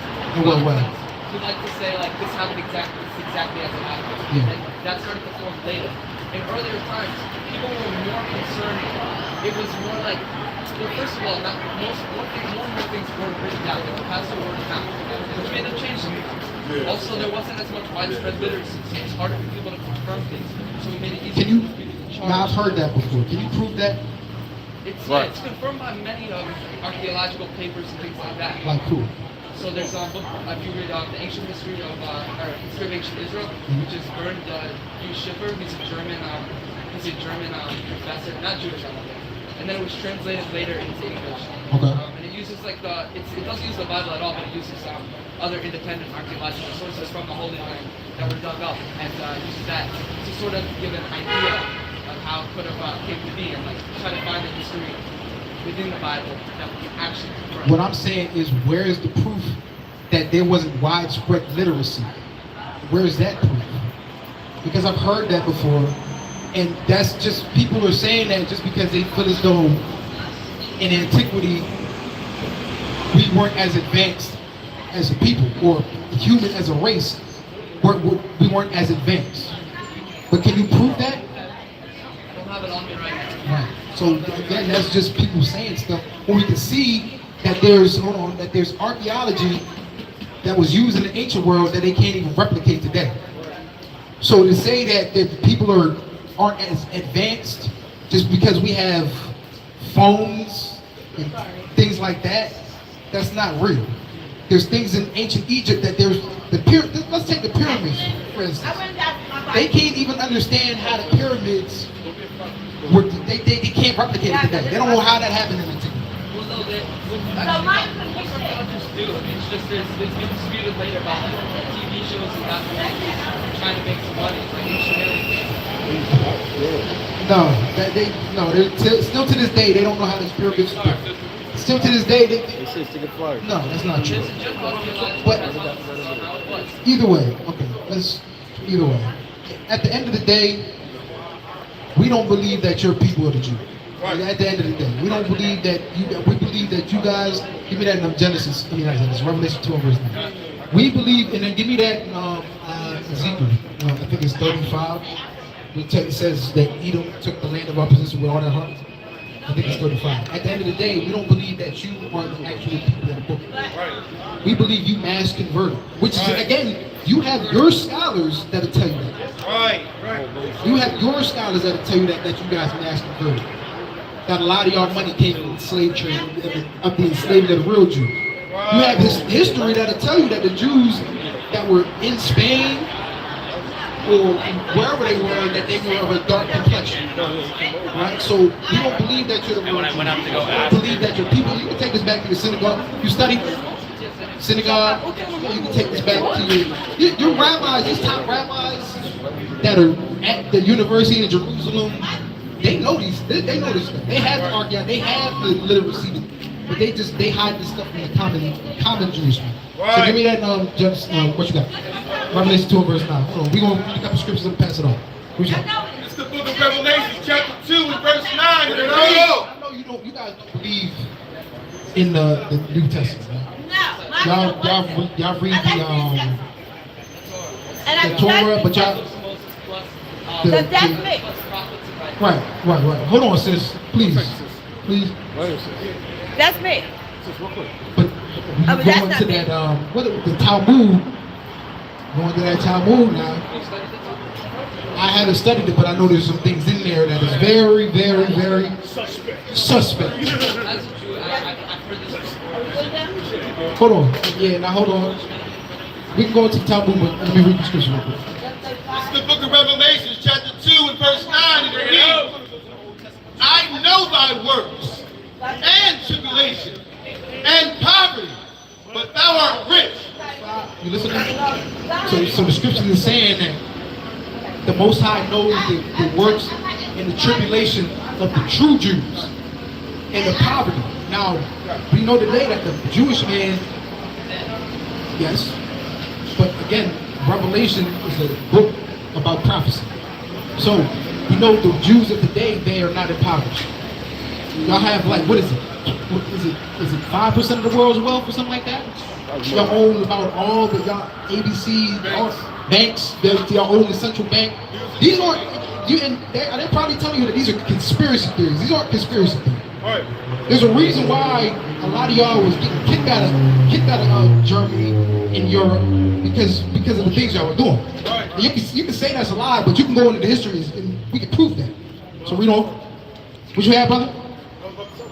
Talking about the Balfour Declaration, it's kind of like put in the position to go all over the world like parasites, and take over the city, and all this different stuff. Right. One of the reasons, no disrespect, but one of the reasons why Hitler was trying to do what he did, because he knew that they were not the real Jews. And he actually, before he died, explained who the real Jews were before he passed. And that's not the only reason. Another reason too is because y'all, the same thing y'all do in America, right, with a lot of the mass media and right, the pushing of debauchery, right, the homosexuality. That was the same thing I was doing in Germany. Right. And hold on. And a lot of y'all were, what's the word I'm looking for? Y'all had a lot of money, was loading it out at exorbitant rates too. Yes. So that's exactly what's replicated in America. These are the same things that they're doing and pushing that they were doing in Europe.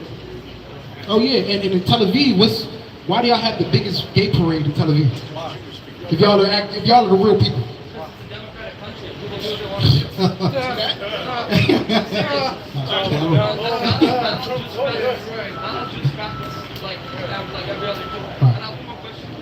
on.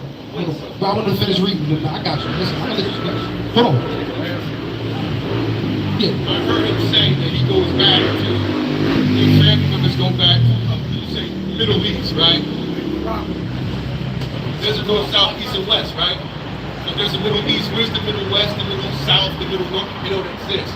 But more important, right? The Middle East doesn't exist. It's all just Africa. Y'all carved it up and made it Africa. I know thy works in tribulation and poverty, but thou art rich. And I know the blasphemy of them which say they are Jews and are not, but are the synagogue of Satan. It says they are Jews and are not, but are the synagogue of Satan. Read. This is 3 and 9. Behold, I will make them of the synagogue of Satan, which say they are Jews. Only you guys call yourselves Jews. Right. And are but do lie. And are not but do lie. Behold, I will make them to come and worship before thy feet, and to know that I have loved thee. Talking about the real Jews. So again, y'all are not the real people. That was never. Hold on. That was never. Hold on. The Middle East is a new, fairly new term.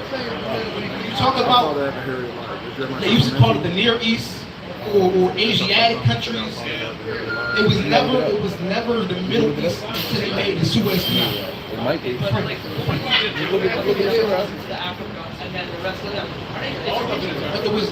What we're telling you is, what we're saying is, Middle East is a generally new invention. It was never called the term. It was never called the Middle East in the antiquity. They called it the Near East. They called the people that lived in that region Asiatic people. It was never the Middle East.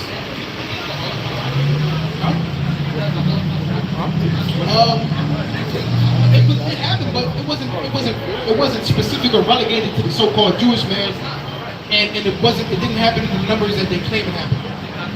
Yes, it wasn't even 6 million Jews. It wasn't even 6 million Jews living in that region at the time. 482,000 to be correct at that time. They were being persecuted, which is why they named the places to send them, which is a word for them, which is ghetto.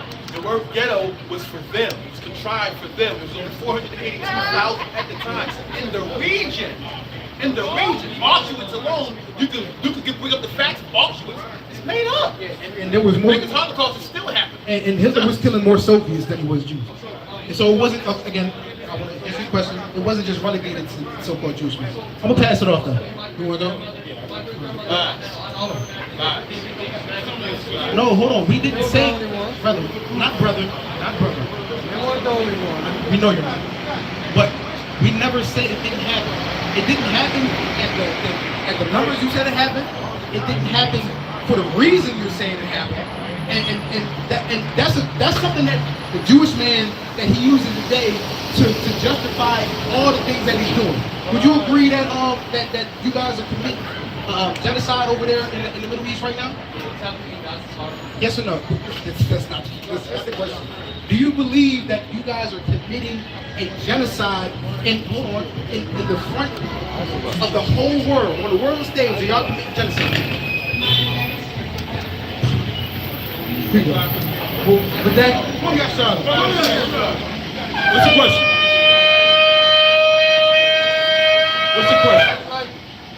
Oh, what's the question? Go ahead. Why would we want to study the Talmud? Let's go right here. Real quick, let's go to it right here. Now, the things that are being said right here, true or not? Yes or no? Are they true? I stand they're not true. They're not true? Pull up the Talmud. We're going to pull it up. Are you going to stand on the things that are up here are not true? Are you going to stand on that? Yes. No, real quick. Are you going to stand on that? Yes or no? You said the things up here are not true. Well, is it written in the Talmud? Yes or no? Is it written in the Talmud? Yes or no? Written there in the Talmud. Yes or no? Yes. So Do the Jewish, real quick, does a Jewish follow the Talmud, yes or no? I've listened to you guys this whole time. Can I just You gotta answer the question and we'll get you got your turn. I haven't been able to. Yes or no? Do the Jewish follow the Talmud, yes or no, and reverence it as a holy article? No, the Jews don't reference it. Go to, real quick, search up online. We're gonna search up online. We hear you.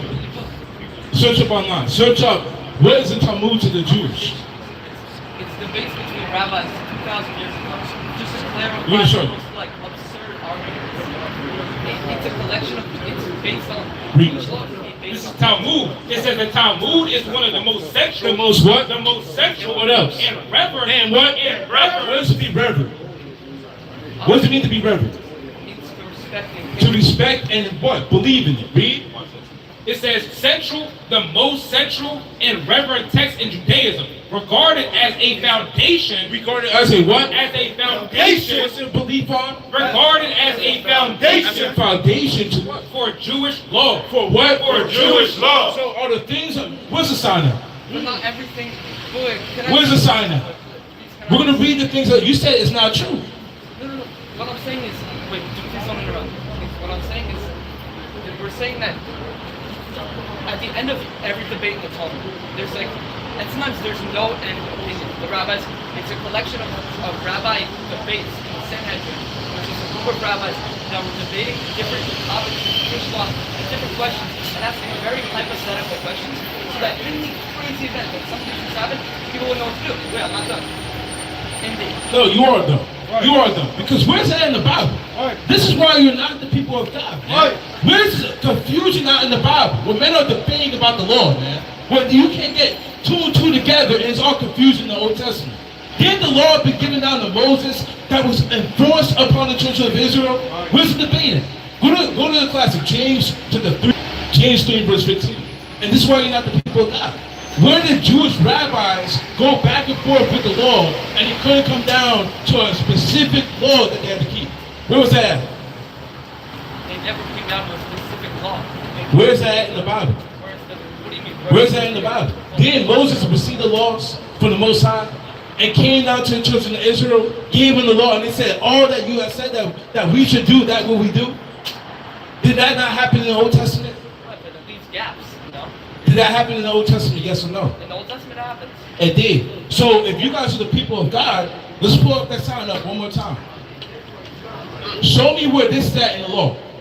Right. This is at in the law. Sanhedrin 55b, a Jew may marry a 3-year-old girl, specifically 3 years and a day old. Right. Where's that in the law? Where's that in the Bible? That a man can marry a 3-year-old. So then how are you guys the people of God? Well, this is the book that you guys follow. Right. Wait, no, wait. Not every Jew. Wait. Not every Jew. No, it's an This is madness. This is confusion. Bring this out. James 3 and 15. This is confusion. Book of James. Go ahead, bring this out. It's James chapter 3 and verse 15. Bring it out. This wisdom descendeth not from above. What did the Lord say? This wisdom descendeth not from What above. about the Talmud? This wisdom descendeth not from above. What is what? But is earthly. What is what? But is What's earthly. saying man can marry a 3-year-old woman? But is earthly. Not even a woman, a girl. A 3-year-old girl. Read. But is earthly. Read. Sensual. Read. Devilish. What is it? Devilish. What about the Talmud? Devilish. It's devilish. It's devilish. And when you're speaking, while you might be so-called courteous and trying to have respect and decorum, you're speaking in devilish tongues. Right. You're forked tongue right now. You saying that you're Jewish, but you don't stand on Talmud? every time I speak. I really just saying. If Go you ahead. Read. First thing. One second, Have you ever met a rabbi? Have you? I'm just asking, right? What does that have to do with anything? Because they're making. Anyway. We're making claims because you guys are the Talmud. We just read that it's referenced as a Jewish foundation on the belief. Right. So are you Jewish or not? Read Tuba A and read Are you Jewish or not? Yes or no? 12A. The page before and the page after. Are you Jewish? Yes or no?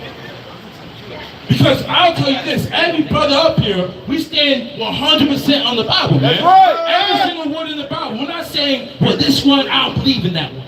I don't believe that a man can marry a 3-year-old child, man. Right. That's crazy work. Man. Are you Jewish or not? Your faith is on the line right now. Right. Your belief is on the line. You're getting questioned. Are you Jewish or not? Great question. Are you Jewish or not? No, we believe you're Jewish. You're Jewish. You're not a Jew. Are you Jewish or not? Yes or no? So, do you believe in the Talmud? Yes or no? This is madness, man. This is wild, man. This is wild. And you're going into slavery, man. You gotta get ready for that. Go, bring out Revelation 13, verse 9. Bring it out. Revelation 13:9. This is the book of Revelation, chapter 13, and verse number 9. Read it out. If any man have an ear, let him hear. He that leadeth into captivity. What did the Lord say? He that leadeth into captivity. And did the Jewish people, did they have a, Luca Kings, did the Jewish people have a hand in the so-called black people's slavery? They did. He that leadeth in captivity, He that leadeth into captivity shall go into captivity. Shall what? Shall go into captivity. And not only did they have a hand in it, they provided the whole table. They funded the so-called black people's slavery. Right. Y'all put God's chosen people in slavery. Right. God said, he that leadeth in captivity shall what? Shall go into captivity. What's happened to the Jewish man? Shall go into captivity. One more time. Shall go into captivity. He that killeth with the sword. And your people have a long history of killing with the sword, man. Right. To this day, man. And the Lord has an art with you. Right. He's going to get out and you know what, right? He that killeth with the sword must be killed with the sword. Must be what? Must be killed with the sword. And your people, you're going to get killed with the sword, man. The Lord has a long war with your people. And we're going to show you that. Your people, according to the Bible, real quick, take the sign for the, right here. Real quick, King.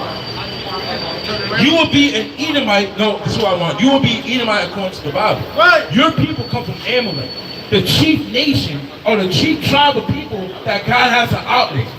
And your people are going to be judged by the Lord for all the things that you did to the Israelites. Read. This is the book of Numbers, chapter 24, and verse number 18. Bring it up. Edom shall be a possession. Seir also shall be a possession for his enemies, and Israel shall do bounty. Go to verse 20. And when he looked on Amalek. And real quick, are you listening? You said you believe in the Bible, right? Do you believe in the Bible, yes or no? So then listen. And this is Numbers 24 and 20. And when he looked on Amalek. And he did what? And when he looked on Amalek. According to the Bible, your people will be Amalek. You're one of the chief tribes of Edom, the chief wicked tribe. Read. And when he looked on Amalek, he took up his parable and said, Amalek was the first of the nations. Read. But his latter end. But his what? But his latter end. Coming to the so-called Jewish man. But his latter end. His latter end shall be what? Shall be that he perish forever. That he does what? Shall be that he perish forever. That he does what? That he shall perish forever. So your people, you're going into slavery and you're going to perish forever. Right. According to God. Your people don't belong in that land at all. And you're going into slavery. Well, I hope you have a bad day. We do. We sincerely do. That's right. You know this.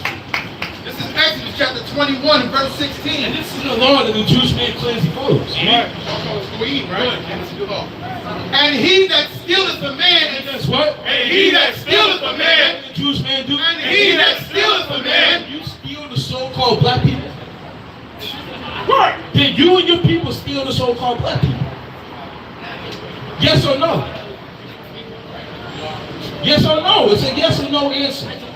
You don't know?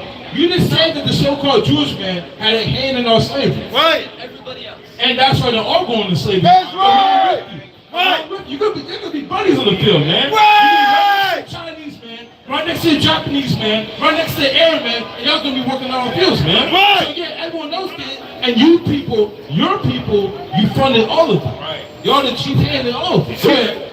and he that stealeth a man, and selleth him, And selleth him. The Jewish man And selleth him. or if he be found in his hand, What are we in America right now? and if he be found in his hand, he shall surely be put to death. What's the law say? He shall surely be put to death. Are the so-called black people found in the Jewish man's hands right now?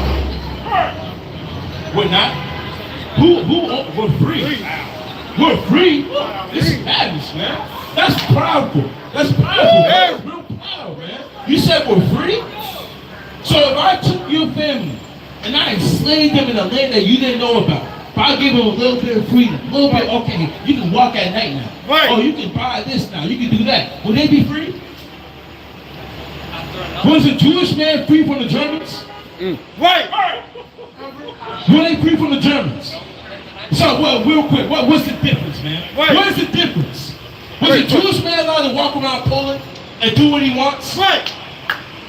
He wasn't? Oh, that's madness. That's absolute madness. That's absolute madness. You're a hypocrite. That's what you are. How are we free but your people weren't? Right. No, we're free today too. No, you're not. Oh, so we're not free. No, we're not free. You guys are free. You guys run everything. No. We're in slavery right now. Right. Your people own everything. Like you admitted, real quick, you admitted on camera, this is live. You admitted to this brother that your people own everything. Everything. Even our lives. Oh, wait, first of all, don't have to be fair. Yes, you do. Because we got to expose your lies, man. The man that sin has to be revealed. Then the end shall come. Right. The son of perdition. Right. The man right here that speaks in a forked tongue. Right. He's Jewish, but doesn't support the Talmud. Right. That is sad. Sad. Sad. You should be ashamed of yourself. Shame. You did not defend your faith. You did not defend a Jewish man, and you're going into slavery. And you gotta get ready for that. Just keep it going. Keep it going. Yeah. He gonna cry. And even with that back, you will not get away from the Lord, man. It's absolute madness, man. Absolute madness, man. And that's why, and real quick, that's why we have to get right, man. Why does this man even have the gall to come with the brothers and claim that he's a chosen and we're not? Right. That's a lot of gall, man. Go to Lamentations 2 and verse 9. Real quick, Lamentations 2 and verse 9. The book of Lamentations, chapter 2, and verse number 9. Her gates are sunk into the ground. What did the Lord say? Her gates are sunk into the ground. He hath destroyed and broken her bars. And that happened to our people, man. That's why men like that come up and say, well, I'm free. Y'all free too, I'm free, while he owns everything, man. And he's going home to a mansion. He's going home to, what part of Philly is a rich part? Not even in Philly. Not even in Philly. Yeah, he's going outside of Philly, man. To his mansion, man. With his father that owns 5 banks. And has 5 cars, man. You know, and a butler and a maid, man. That's what he's going in his gated community. And he comes and tells us that we're free. While brothers go home to the hood, man. Brothers go home to damn gunshots, man. Right. Brothers go home to a damn paycheck that's $600, man. How is that free? That's not freedom, man. Go ahead, King. It says, in her broken socket, he hath destroyed and broken her bars. Her king and her princes are among the Gentiles. What did the Lord say? Her king and her princes are among the Gentiles. Can that man come up and say those things? Her king and her princes are among the Gentiles. And the man and the woman that are supposed to be royalty of these tribes right here, we're among the Gentiles right now, man.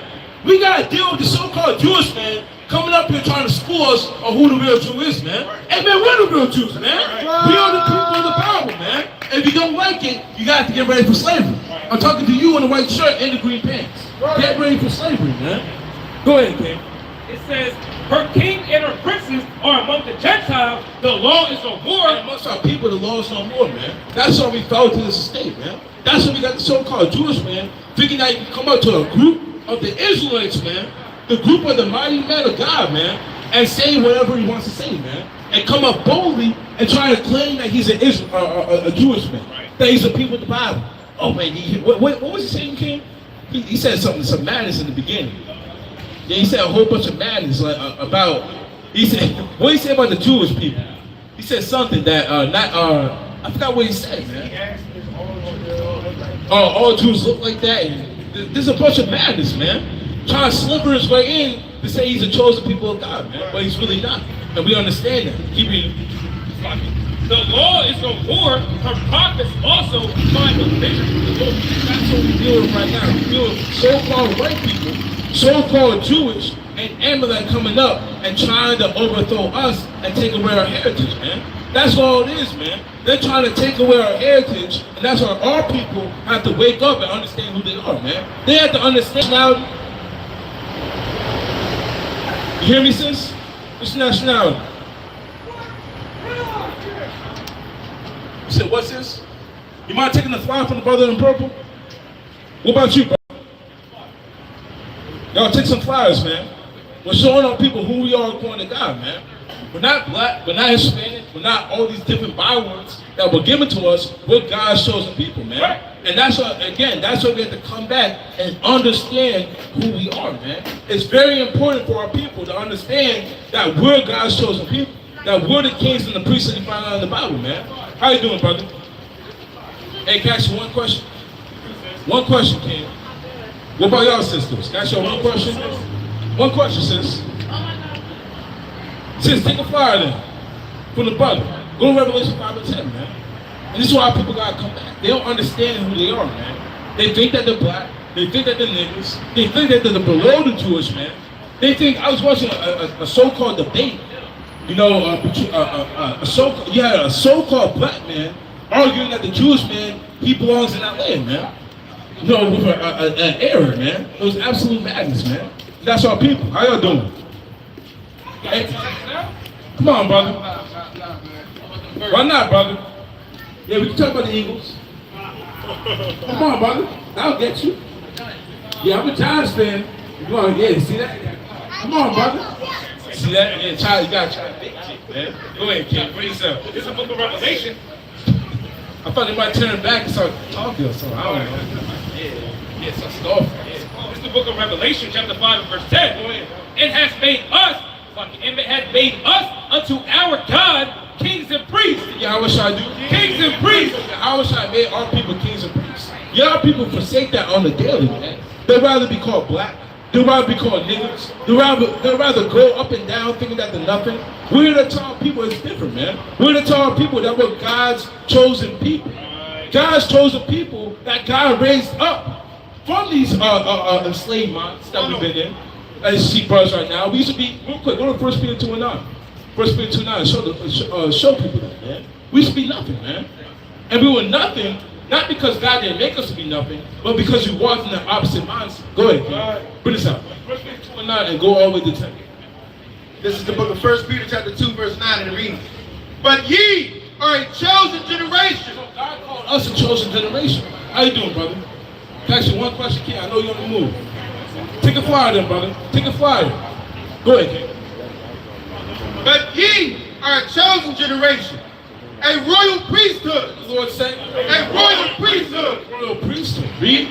"And holy nation, a peculiar people, that ye should show forth the praises of him who hath called you out of darkness into his marvelous light, which in times past were not a people." The Lord said, "Which in times past were not a people." Brothers, at one point, "Which in times past were not a people." at times past, we were not people. Hey, brothers were walking in that same mindset. They thought they were black. They thought that they were niggas. They thought that they were no-nobodies. They thought that they were not. They thought that they were game bangers, hoodlums, and all they had to do was serve the so-called white man and go to work every single day. And hopefully get out the hood, man. Brothers started to thought the same thing, but has now did what? Read. "But are now." What? "But are now." Brothers up here. "But are now." Trying to get people in. "But are now." What are now? Read. "The people of God." What are now? What? "The people of God." Who are we? "The people of God." The people of God, man. And we're trying to show our people that we are the true sons of God, man. And we have to come back to the Lord and serve Him the proper way. For far too long, we have not been serving God. We've been doing our own thing. We've been walking contrary to the Lord. We've been walking backwards. We've been regressing, like people like to say, man. Our people have been regressing and have not been serving God the right way. So what do we have to do? We have to repent and come back to Him, man. That's the main message we have out here. Go ahead, King. Keep reading. "But now have obtained mercy." What? "But now have obtained mercy." This is great mercy from the Lord, man. It's great mercy for the Lord to send our brothers to come out every single week to call people back home. Hey, King, can I ask you a question? You mind if I ask you a question real quick, King? How you doing, brother? You mind taking the flyer for us, brother? Well, brother, we gotta repent, brother. We're living in the last days. It's time to come back to our God. Go ahead, King. Read one more time. Oh, sorry. "Which had not obtained mercy, but now have obtained mercy." So we didn't attain mercy at first. Why? Because we forsook the Lord, man. And we were given into the so-called white man's hands. Hey, sisters, can I ask y'all a question? Hey, sisters. See that? What about you, sis? Yeah. Well, read that part one more time, which had not. Which had not obtained mercy, but now have obtained mercy. And again, we didn't obtain mercy before because we forsook the Lord. We were given into the so-called white man's hand, the so-called Jewish man's hand. We need some signs up here. Oh, right here. Bible shot, turn. We were given into this nation's hands. Right here. The so-called white man. We didn't have mercy with people like Emmett Till, man. We didn't have mercy with all the lynchings, the slavery, the working up and down from sun up to sundown. Why? Because the Lord took away that mercy, man. Because we forsook the Lord. But now I've done what? That last part here. But now have obtained mercy. What did the Lord say? But now have obtained mercy. God's coming out to take our people back. But now have obtained mercy. The Lord opening the understanding. But now have obtained mercy. Now we have the chance for mercy, man. Now we have obtained mercy from the Lord. The mercy to remember who you are. To come back to your God and serve him the right way, man. The Lord could have just done away with us. How you doing, brother? Hey, King. You mind taking the flyer, brother? Come on, brother. We're showing our people who we are. See that? Well, brother, you gotta repent, brother. You're an Israelite. You gotta come back to the Lord, man. We're living in the last days. Go ahead. Read that one more time. But now have obtained mercy. Now have obtained mercy. Dearly beloved, I beseech you as strangers. After we obtain that mercy, and real quick, how you doing, King?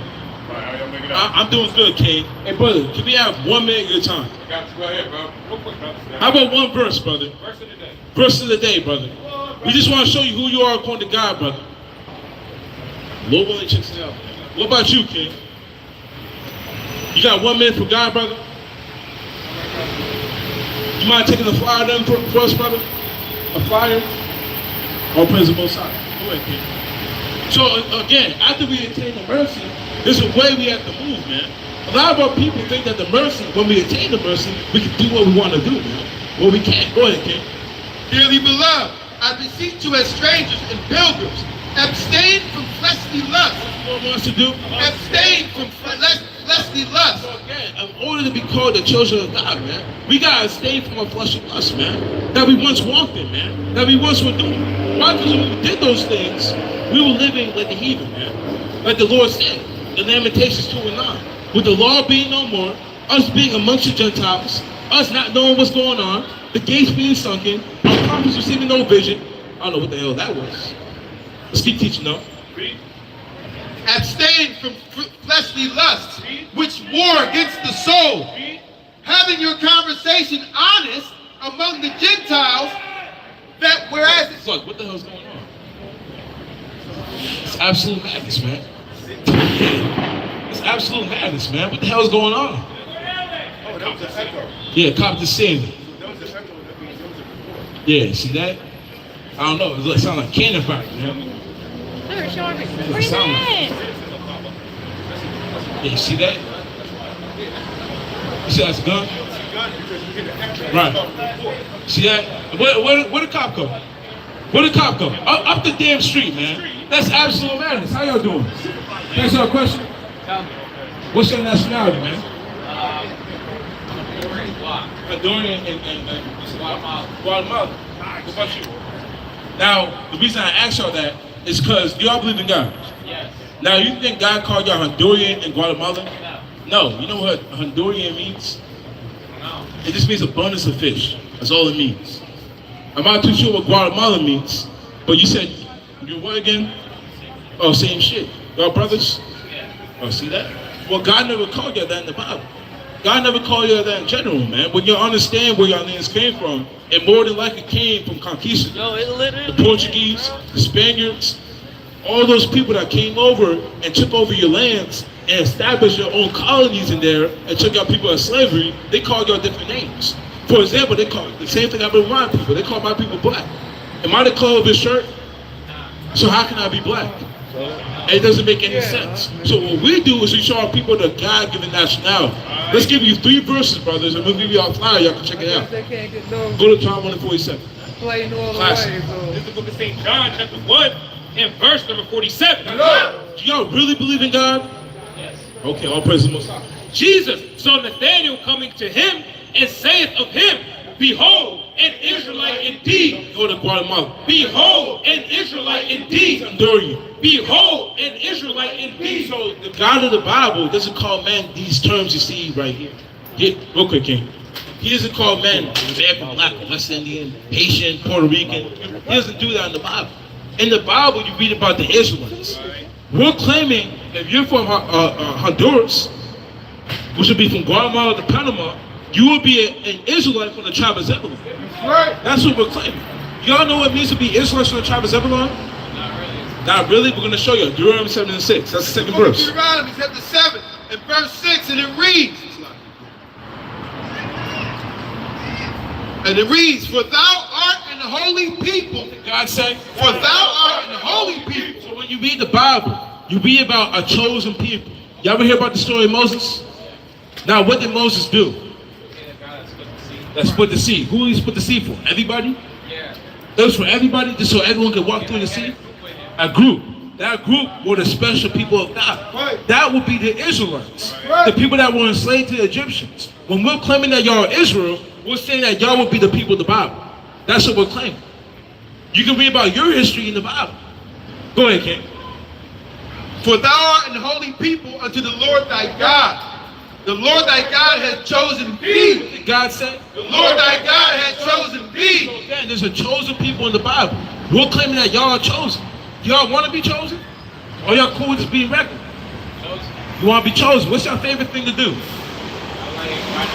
You like riding bikes. When you want to be the chosen bike rider? A glorified bike rider? Exactly.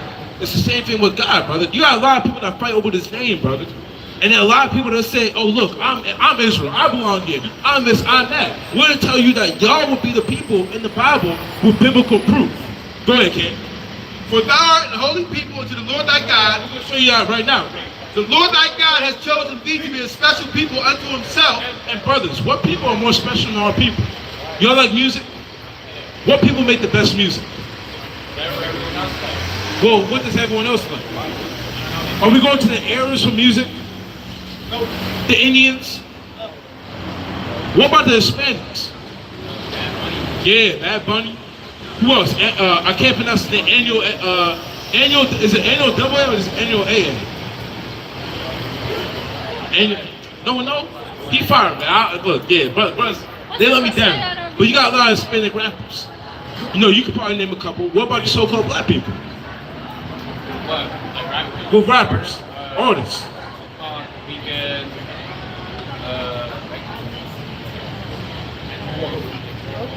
But the list goes on. Brother, the people you're gonna name that you're gonna go to for rap are the people you see on the sign. What about for cooking? That's right. Well, your mom cooks. Your mom, your grandma, who makes the best food? Yeah, brother, they make the best food, brother. When you go to restaurants, brother, are you looking for an Arab restaurant? Well, you're looking for the best type of food, right? What's the best type of food? You can answer too, brother. You said what? Asian food, brother. Asian, come on, brother. No, brother. What, you like, sushi? You said what? Short? I never heard of that. What's this? Oh, sure. Yeah. Oh, yes. Okay, I got you. Oh, sure. Okay, got you. Yeah, you guess. Yeah, we're gonna give you another try, brother. Are you sure it's Asian food over your own people's food? No, it's not. You're gonna you said what? Your people's food every day. So you want to try a little? Nothing wrong with that. But what we're saying is that if it had to come down to it, brother, you got a contest. You got plate for plate, brother. What people are you going to for plate for plate? Your people, exactly. Our people, we cook the best. Now, what about sports? You like sports? You don't like sports? What do you like, brother? I know you like biking and all that. What you like? Football. What people dominate football? You say you like it? When you watch football, what people dominate? You don't watch it when you just like playing it.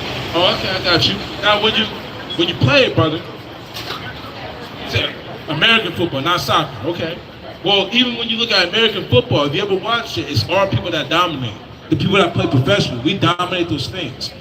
What about fashion? But people dominate fashion. Our people do.